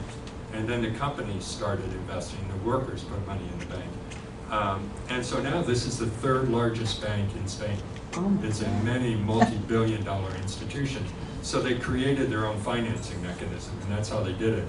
And we are kind of borrowing a chapter from them in that we've established something called the Evergreen Cooperative Development Fund, which will not be a regulated bank, although we've also thought about that. What about the Evergreen Bank of Cleveland? You know, the Cleveland Foundation, it's a big foundation. Its endowment is $1.9 billion. You know, if that foundation wanted to put its money in such a bank, you could imagine that could really get something going. But that's much further down the road. But we've established this fund, which we're then going to turn to what's called a community development financial institution. And we're about to go out to start our first capital raise, where we're going to be going out to different kinds of investors to raise about $26 million for the next wave of businesses to be put together. But it's a financing question. Yes? In your workforce, in your communities, How are you dealing with substance abuse and addictions? Well, we're drug testing at the workplace. And, you know, that's just part of the deal. Of the owners. Of the owners. Yeah. And the owners are agreed to that. Right, okay. And we've had 1 or 2 people not be able to make it. But it's a problem. It really is a problem. There's a kind of parallel effort going on where it's not an evergreen company, but again, it's a project that's aligned with this, where there's a nonprofit that is training. It's like your community college here does, you know, training that's linked to hospitals and to the businesses and so forth. And this nonprofit does for to train phlebotomists, people that draw blood for the hospitals. And you know, we had 35 positions to fill, and we had to interview 150 people, and a very large percentage of them failed the drug test. It's just, you know, it's the problem in our cities right now. So we take that very seriously. Yes? Talk about the philanthropic contribution. Yep. Was there any philanthropic money invested in this, and how many years did it go before? Yeah. So the question is philanthropic contribution, and you know, there are a lot of you can look at a lot of ingredients that are absolutely essential. You know, if that group hadn't participated, this never would have happened. And certainly one is the philanthropic community, because raising money. The Cleveland Foundation made a very big commitment to this. Has made grants, a couple grants totaling $3 million. Now, most of that money was then turned into what's called a program-related investment, where it's been loaned out to the companies to help in their capitalization. So the laundry, which you may have seen the capital stack, was a $5.7 million capitalization before we could open it. 750,000 of that 5.7 million came from grant money from the Cleveland Foundation that was turned into a program-related investment and loaned to the company for 1% at 1% interest. And eventually, after the banks and the other creditors, because we have debt in these companies, are paid off, that money will come back to the Evergreen Fund to be loaned out. But that's been essential. But the other, even I think more important, and it takes less money, is money that foundations in Cleveland, but also the Rockefeller Foundation has put some money in this, and Nathan Cummings, so some national funders, because they think the model may have impact elsewhere. You need, if you will, walking around money to do this. You need money to hire somebody to do business planning. You need take trips to Spain. To take trips to Spain, absolutely. You know, when we developed the strategy, you know, the foundation gave my nonprofit at the University of Maryland, my research center, a grant to buy out my time and to pay for my travel to go back and forth to Cleveland to develop the strategy. So, you know, that philanthropic money is important. Now, Cleveland is blessed because it has the 3rd largest community foundation in the country, and lots of places don't. You know, you probably don't have a few $1 million just sitting around here. So then the question becomes, how do you assemble money? You know, you probably need to really get to test the viability of this in a place like Amarillo, and to hire some of the initial talent to drive it forward. And you know, you might need here, it's not cheap, you might need $150,000 or $200,000. Now that's money, and I know that there are desperate social service needs here everywhere, and anybody that works for United Way or elsewhere would love to have that money, obviously. But you know, you need to make a bet to say, well, if we put the money into this, can we unlock a lot of other resources from our institutions, from government programs, maybe other philanthropy in the area and so forth, to get the ball rolling. And you know, Atlanta's got a very different situation. There they have a community foundation, but they don't have the deep pockets that the Cleveland Foundation has. So one of the inquiries we're in down there is, well, how do we assemble this money? And we're finding maybe the business community wants to kick in some of the money, some of the sports teams. So it's that. But philanthropic dollars are really important to get this going. Talk about the philanthropic organizations that are aligned. They're not part of your program, but they're aligned with your program. And and help it succeed? Are there any? By philanthropic, do you mean foundations or do you mean other nonprofits? I mean nonprofits that offer services Yeah. that your owners use. Yeah, they're very important. So when we first started recruiting our workforce, we said, okay, we want to hire from these neighborhoods. And then we all looked at each other and said, where do we find a workforce? How are we going to do this? And so we contracted with a nonprofit called Towards Employment. And it's a kind of workforce development program that their motto is from poverty to paycheck.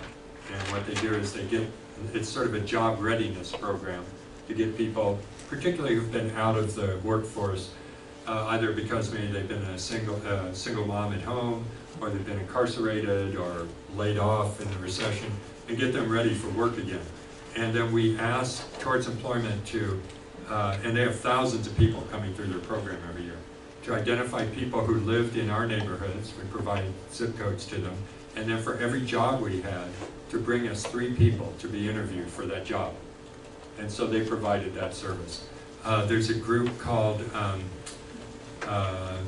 WECO, W-E-C-O, I can't remember what it stands for, but they do kind of financial literacy and so forth, and so they've come in to our center, into our businesses to work with people on their banking and check cashing and all that.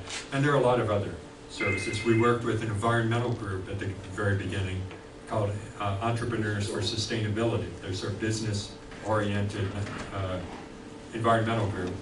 And we created design charrettes with them. So they helped us figure out how to build the greenest laundry we could, which would still be profitable. You know, you can't put all the bells and whistles you want into it. But there's a lot of roles for the community like that. Anyone else? Ted? Yeah, Jim? A couple things. In terms of the way you're structured, is there,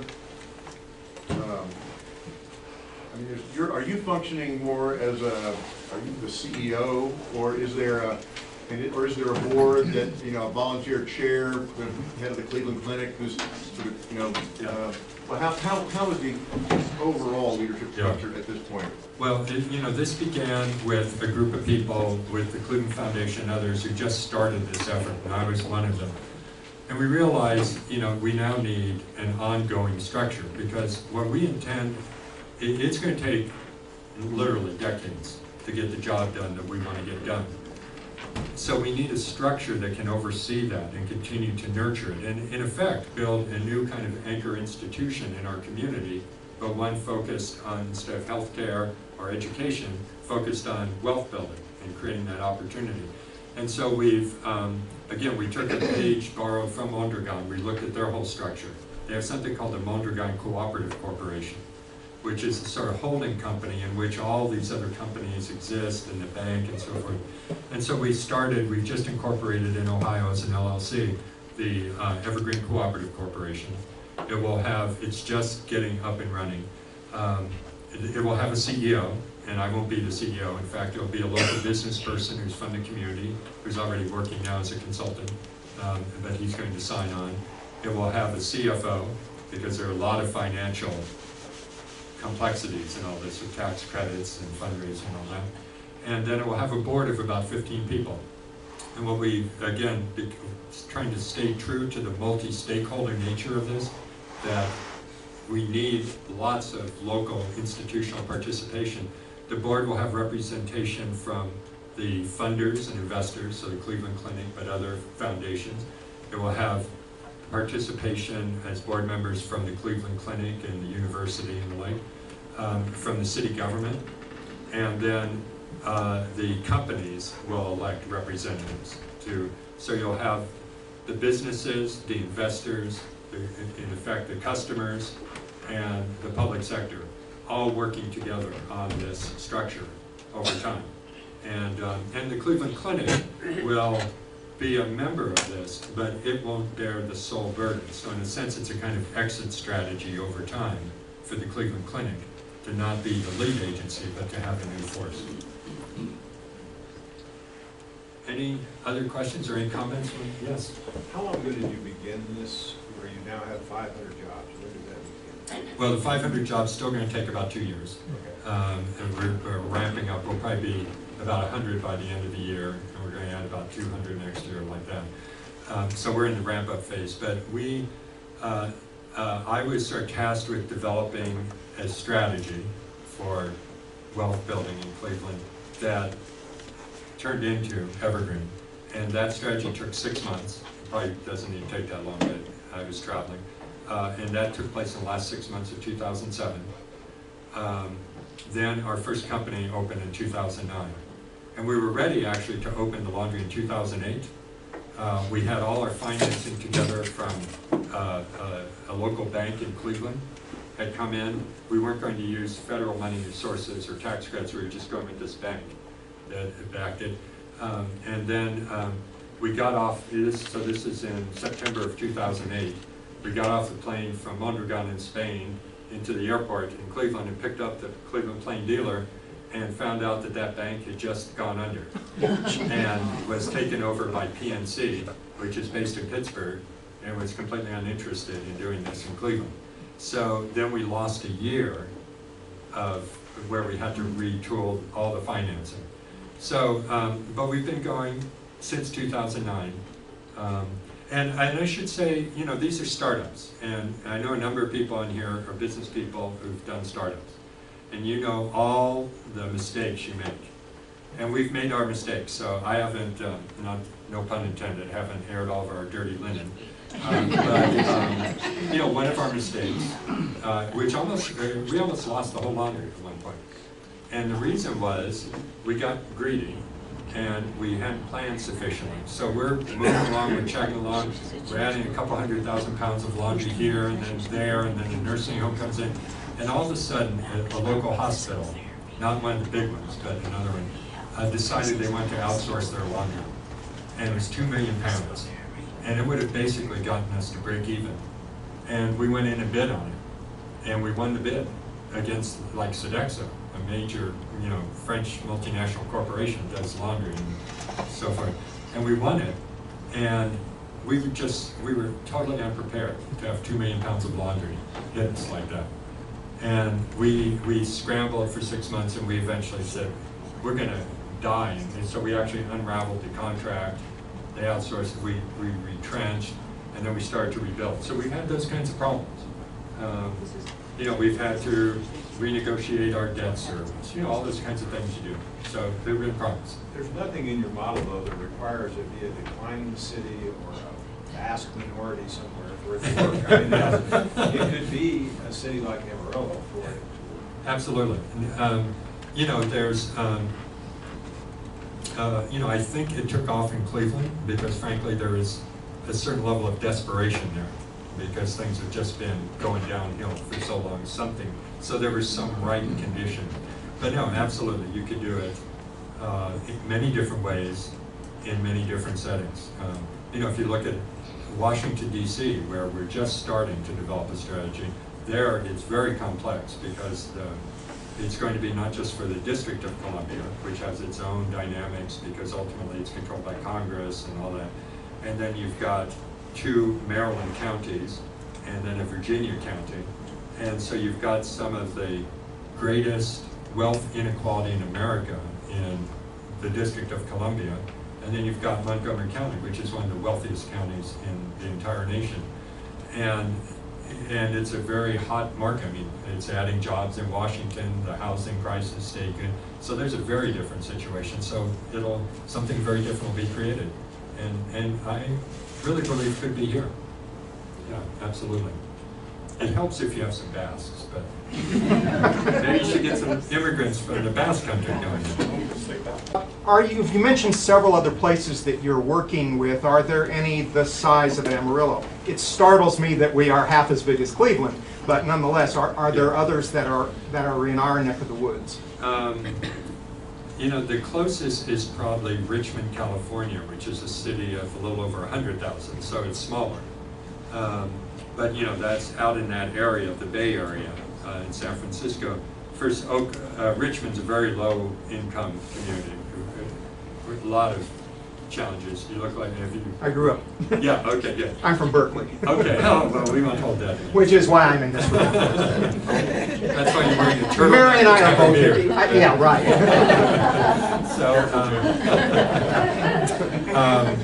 So in Richmond, the way they're getting it going is, interestingly, the city government, the mayor of Richmond, God knows why, last year found herself on a trip to Mondragon. She went on a study trip with this group called Praxis. I think it's sort of a Catholic group, and they take people over there to Mondragon. So she went, and her eyes were wide open. And she said, we could do something like this here. And so I started a dialogue with her. And what they're doing is the city of Richmond has decided it wants to solarize all of the municipal buildings that it has. And the way to do that would normally be, to put out an RFP, and a big solar company from LA, would come up and do these installations and then leave. And what you'd have left behind are solar panels, which is good, but you wouldn't have the jobs. But she wants to use it to target the creation of a local solar company. It's going to be called Solar for All. That's being organized. It's going to be a cooperatively owned company based in Richmond, hiring people. And the city has about 2 megawatts of solar to install. And that's about 2 years of work for a workforce of about 30 or 35 people. And then, to then bring in Kaiser and Chevron's based out there and all that. So, there are that's a different kind of strategy to look at, where the public sector is sort of jump-starting the process. I think in Atlanta, the business community is going to be much more involved than it's been in Cleveland, just because of the dynamics down there. Ted, what's been most surprising over these last few years of doing this for you that you just would never have anticipated? Yeah, well, that's a good question. I think 2 things. One, I've worked in. So I'm not a business guy, and so I'm qualified to run one of these companies. So no one bothers to assign me to these companies, which is very smart of them. So I've worked mostly in the nonprofit sector, in international development, in politics, that sort of thing, on things kind of like this. I mean, they've been very different, but sort of in this general, social mission kinds of stuff. I've never seen anything, not only that I've been affiliated with or that I've just seen in the country, get the fast traction and interest that this Evergreen model has. I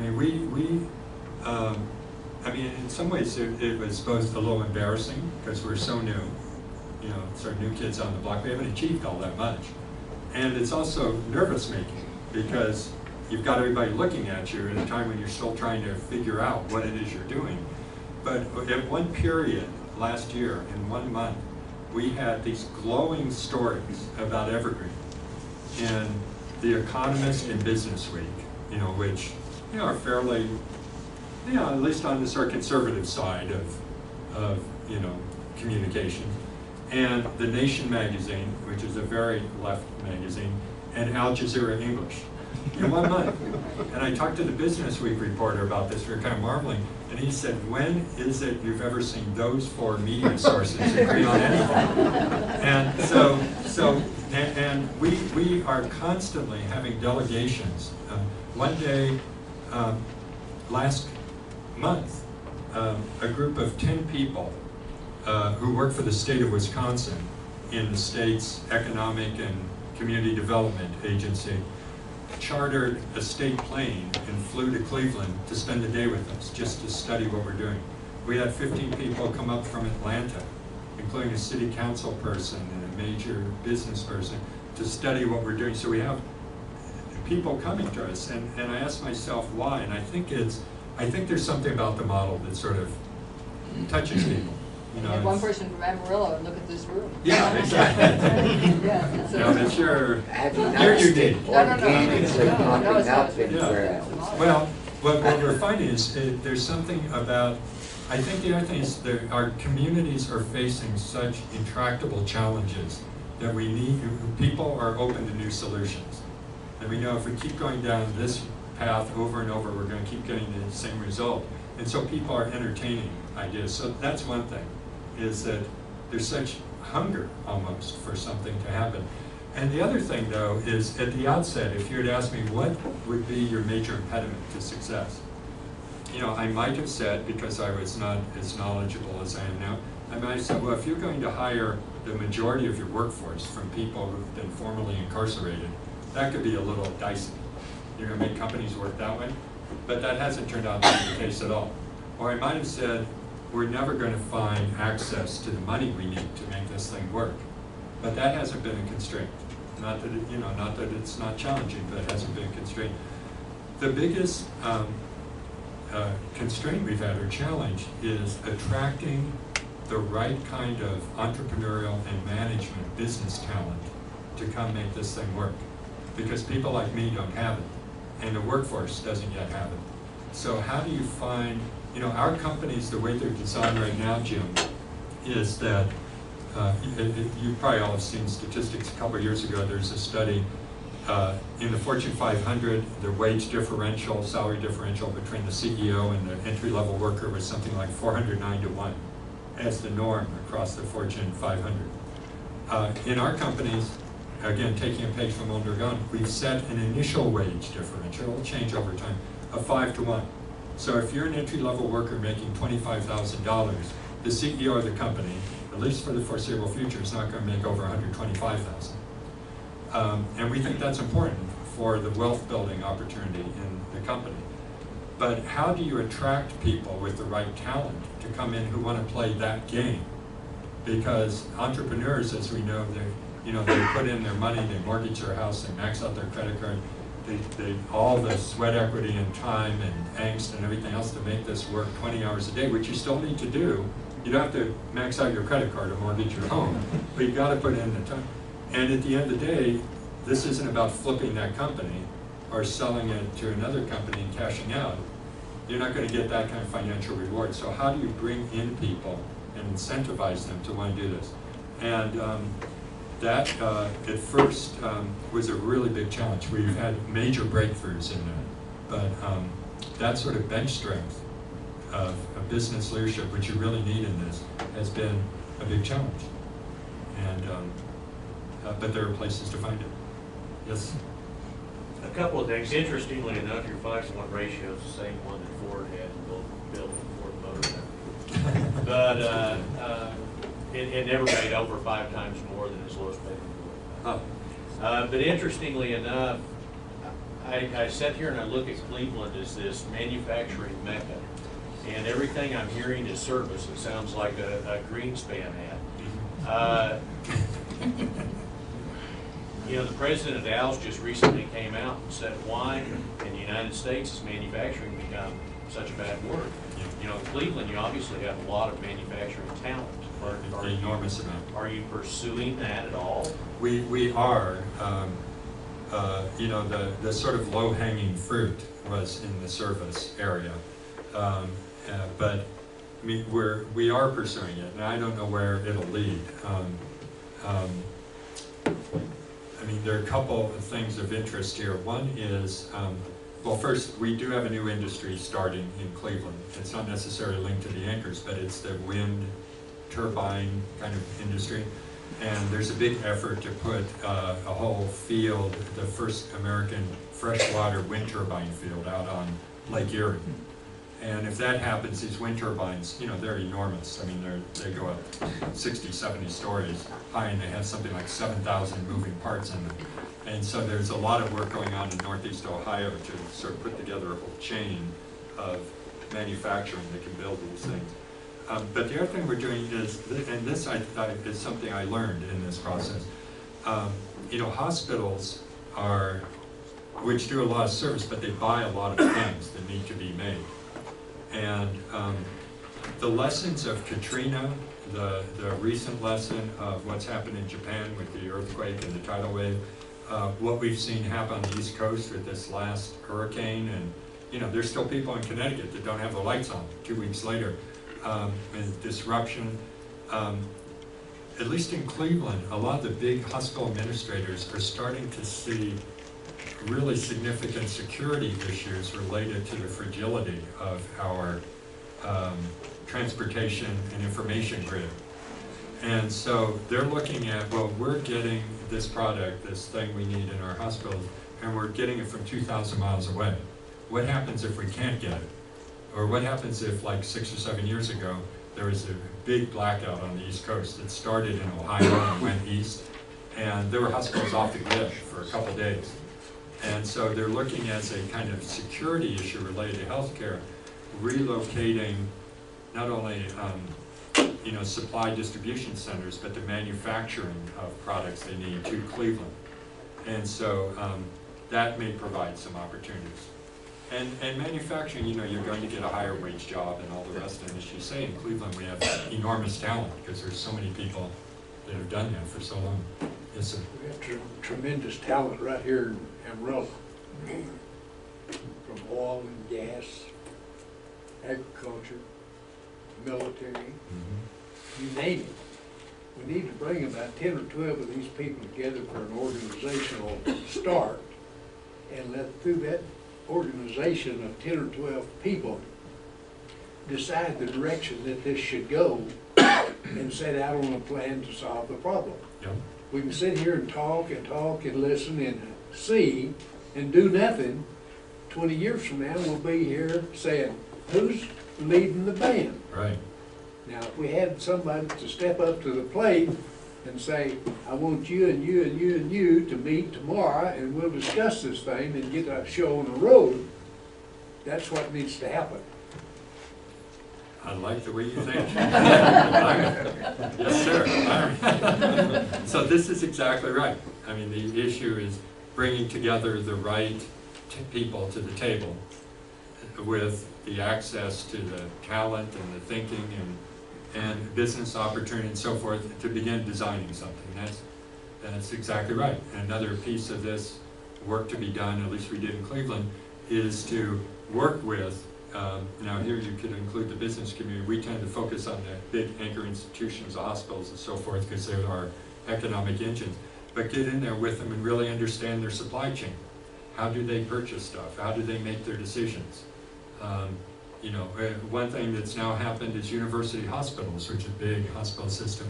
It's started to award contracts and give extra points if the vendor is local, or if the vendor will move into our geography and hire people locally. That gives you a leg up in terms of getting this contract. So there are things like that that need to be done. And that's right. I mean, in some ways, in some ways, it's certainly not rocket science. It's how do we leverage the assets that we already have in our community to maximize the benefit here? And that's the question for people to grapple with.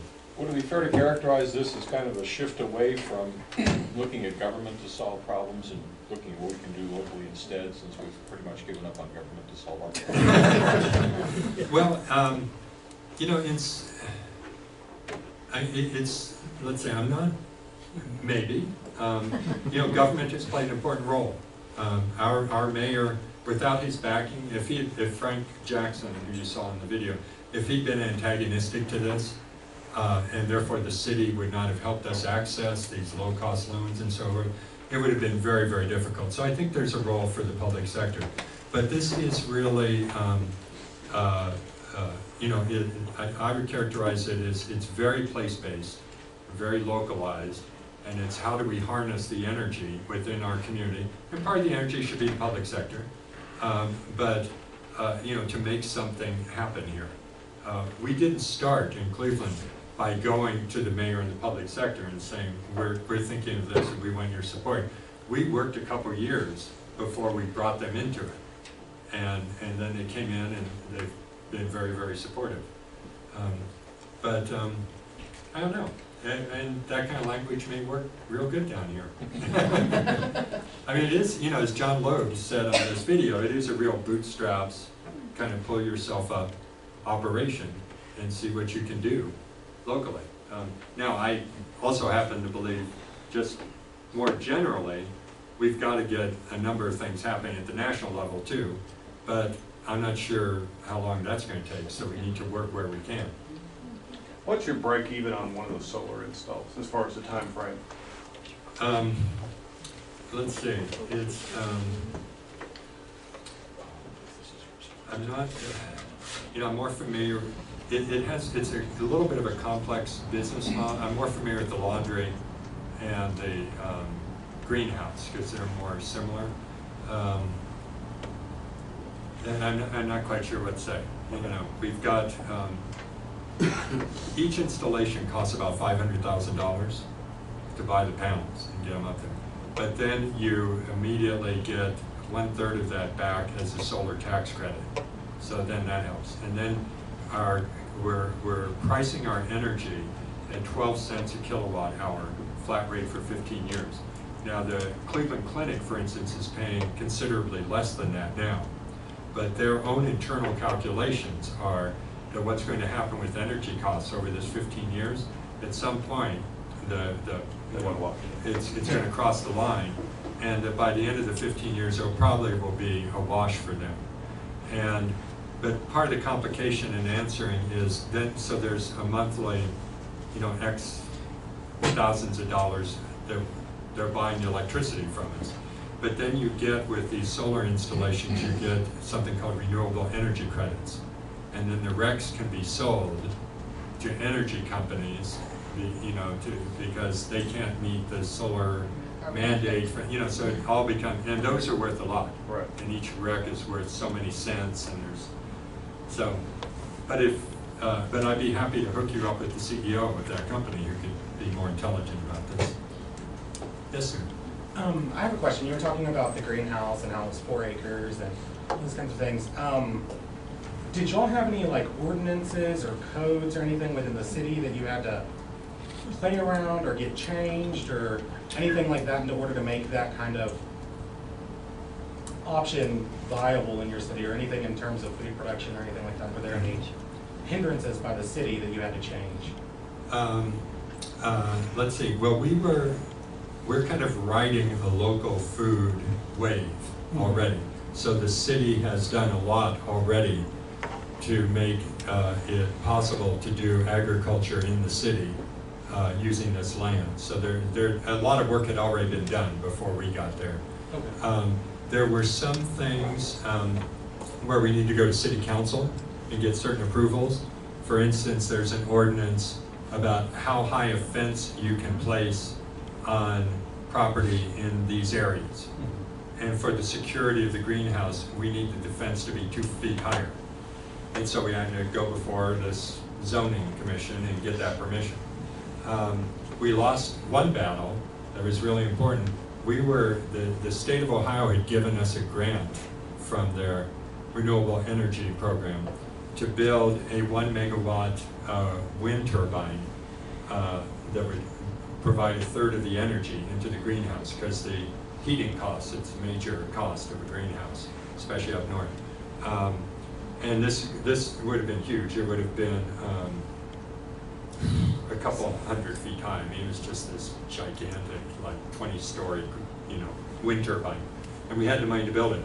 And the FAA came along and said it was in the flight pattern of helicopters going to the Cleveland Clinic and University Hospital for emergency, so they killed off our wind turbine. So, there are a combination of things like that. But the city, again, has been very accommodating and very helpful. One of the impediments we found, though, is with the feds. We're doing urban agriculture, and you cannot get USDA money into urban areas. And the farm bill is coming up, and we're trying to actually influence this. No offense for y'all in the rural areas, but to get some ability to get USDA money into local areas to help start urban agriculture. But that's the farm lobby, that's a tough battle to fight. But there are policy issues like this that are very, very important and need to be dealt with. Yes? I don't think you're going to have much problem getting local officials here to help create jobs. I think you'll get pretty good cooperation. Yet you're talking to our mayor. I got that. I could tell from his tie. That's a mayor's tie. You know, one thing Richmond did, actually, that was very interesting, the city of Richmond, California, not Virginia, it established within, now it has a city economic development department. I think you've got a somewhat slightly different arrangement. But they put together money, $50,000 a year or something, for a couple of years' salary and established a position within the city government, within the economic development department, for cooperative development, where someone who was a specialist, you know, had started or cooperative businesses and so forth, and knew the law, and to come in to help start locally community-based, broadly owned businesses in the community as part of its strategy. And I don't know any other city that's done that. Another thing, in Scranton, Pennsylvania, the city government and the Chamber of Commerce are running they've started a sort of city-based ESOP program, employee stock ownership program, because one of the really interesting figures that I've learned is that because of the retirement of the baby boom generation, folks like me, in the next 5 years, it's estimated all over the country about 1/3 of the privately held businesses will change hands, you know, because of retirement. And so in Scranton, they hosted a series of seminars that they invited local business leaders to, just to expose them to the ideas of ESOPs and what could be beneficial to them in terms of capital gains and the like, and as a job retention strategy. We started a ESOP at our company, a Ford dealership, about 15 years ago. It was the first Ford dealership to be approved for that because they wanted to know who owned the stock. Yeah. But the benefit from people looking at the finances and looking at what their ability to grow was wonderful. Yeah. Jack B. Kelly was also that's what you're saying. ESOP, some good models of that. Yeah. Some understanding of that. Yeah. I mean, it's very, you know, there's something really interesting happening. You know, what we learn about the economy when you see the evening news and you read the newspapers, you know, that's one slice of the economy. But if you look at kind of what's developing at a different level over the last 30 years or so, you know, employee stock ownership plans were passed in the 70s, I think, by Senator Russell Long and this sort of conservative economist, Louis Kelso, sort of self-trained economist. And they started this thing called ESOP. And so, you know, it was just an idea. And today there are over 11 million Americans working in ESOP companies. In fact, there are more people that are working in ESOPs now than are members of private sector unions. So I mean, this is a very important and interesting trend that's starting. And if you look, there have been some very interesting, you've probably seen them in academic studies of contrasting ESOP companies to more traditionally owned companies. And what you find, if you've got an ESOP making widgets, and then you compare it to another widget making company owned in a different structure, and what you find is things like employee satisfaction, retention are much greater in ESOP because you've got more participation, you're an owner of the company, so that makes sense. But in terms of performance, they often outperform their competitors in the same industry. And in the build-up of equity in the company through your stock ownership, your percentage is often like 3 times more than what your worker doing the same job you're doing in a competitor company is. So these kinds of things, you know, really make sense. And there are build-ups of all kinds of other mechanisms, like land trusts and social enterprise and community development finance. And so a big part of the economy, I mean, it's still in single digits, but an emerging and growing part of the economy is sort of moving in this direction. And it really is very consistent with place-based strategies, because it's really kind of keeping capital rooted and anchored locally. So, yes? I think it's obvious that Amarillo is concerned. You have a fairly diverse group here, from business people to community. James, can you stand up so we can No. hear you? I'm sorry. Well, you must be a community guy. I'll do whatever they tell me. I think it's obvious that this group is concerned about where Amarillo is going. My question is, in order to not let enthusiasm die, what would you suggest would be the next step as far as this community looking at this issue, to really do a needs assessment. And maybe we've already done it, I don't know. But where do you see us going? What would be our next step if we really want to pursue this? Who would be the leader? Who would be the driver of this? Time frames? Just give me your idea. Well, probably one gentleman had a very good, I recruit him, first of all. The gentleman in the suspenders, I wouldn't let him out of the room without getting all of his contact information. Let's see, well, it seems to me, you know, what you need to make something like this happen is leadership.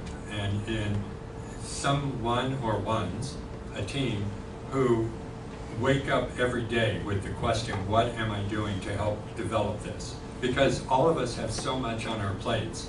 We're all going to go back to our lives, and then the next thing happens. And I mean, imagine how many emails have hit your computer while you've been here for an hour and a half. So, you know, without a group saying, we'll form ourselves as a team, and we'll work together on this, at least to explore this. That's one thing. So that people are really committed, in addition to all the other important stuff you're doing. So that's one. I think looking at the question then of who needs to be brought into this conversation. I know you've got a lot of leadership of Amarillo here, but who else needs to be brought in and informed that this is a possibility? And then how do we reach out to them?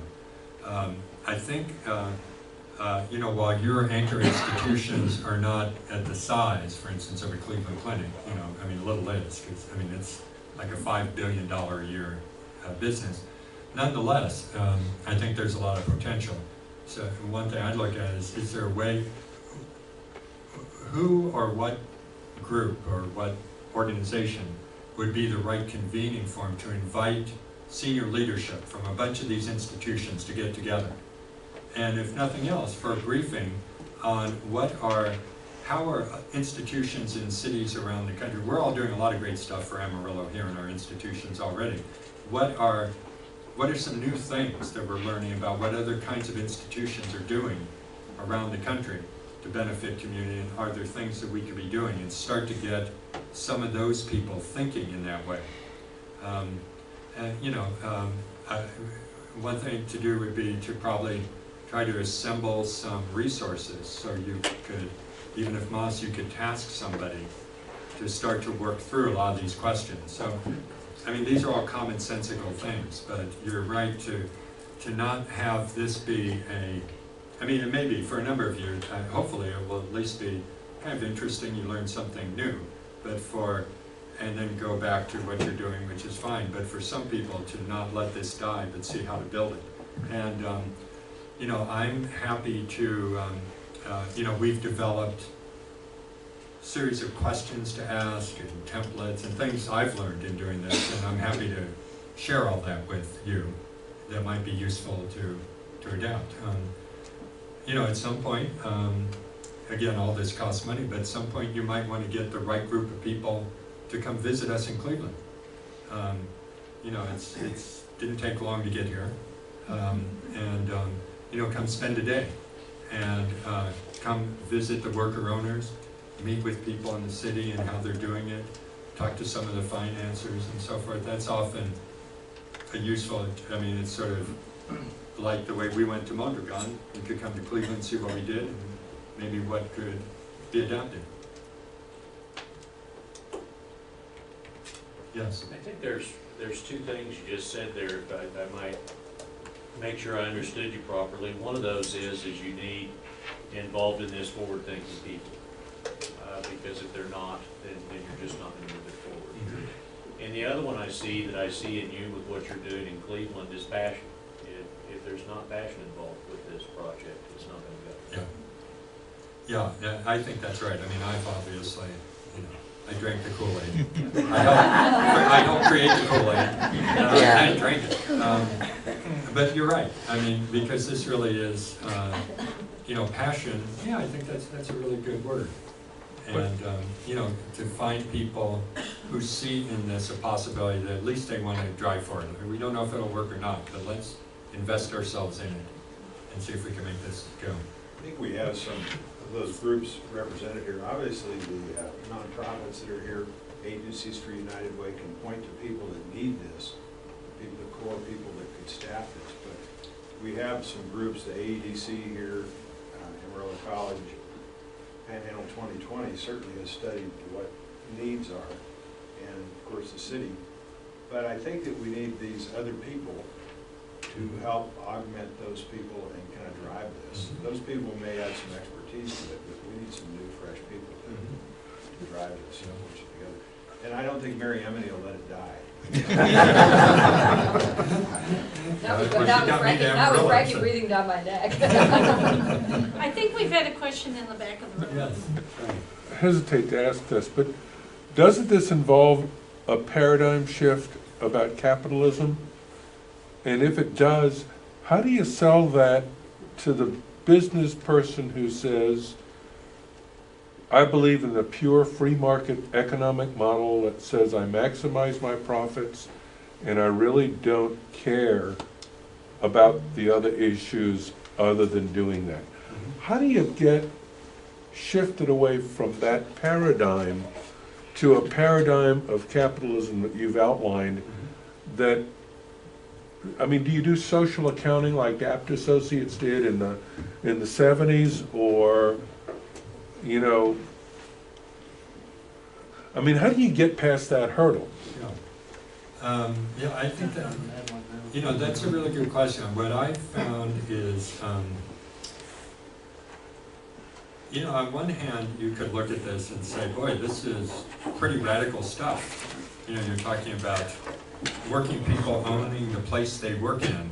I think, didn't I read that somewhere in Karl Marx or something? You know, you can sort of see it like that. But we haven't found that. It's more, for a lot of people, it's just sort of commonsensical. It's just, I mean, your Ford dealership at an ESOP, you know.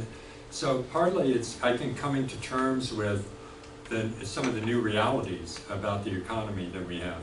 Not everybody's going to want to play. We found a lot of people, and I mean, I was down in Atlanta, and I went to meet the financial advisor for a foundation. And I did my little spiel. It's like a 5-minute, here's why I'm here. And I'd been warned, he's a very conservative guy, so I, you know, tried to really frame this in a way that I thought he could hear. And he said to me, so he hadn't said anything except hello. So I do my 5 minutes, and then he says to me, this smacks of social engineering to me. And that's sort of where we began. So I can tell you, it's probably not going to be all that interesting. But you know, I don't know. I find lots of people in the business community, particularly those who care about the place in which they're based, that, you know, can understand, well, you know, we've got to buy, to make our business work, we've got to buy a lot of stuff as inputs into our business. If we can get it cost competitive right here, why not do that? Might be a little harder because we might have to change some of our procurement or something. But, you know, I've not encountered a kind of ideological thing about this, but more sort of making sense. And I think certainly within business now, you know, more than you'll find in the United States Congress these days, for instance, among business, lots of business people know that this climate change thing is actually real, and we've got to do something about it. They're very concerned, and they're concerned about it because of the long-term life of their company. And they, you know, and these are, a lot of changes are happening, and this sort of more socially, you know, responsible business ethos is taking hold a lot of places. So this isn't for everybody, and not everybody's going to be concerned.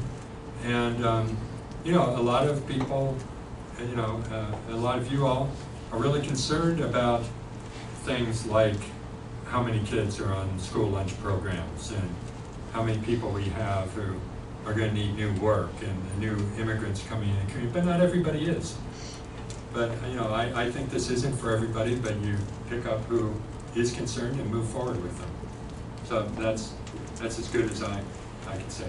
Ken, should we take one more question and then we'll let the people that want to leave, and if you want to stay and ask additional questions, we welcome you. Can we say thank you to two people? Jan and Mary really did a lot of the work. Jan, would you stand up, and Mary, thank you.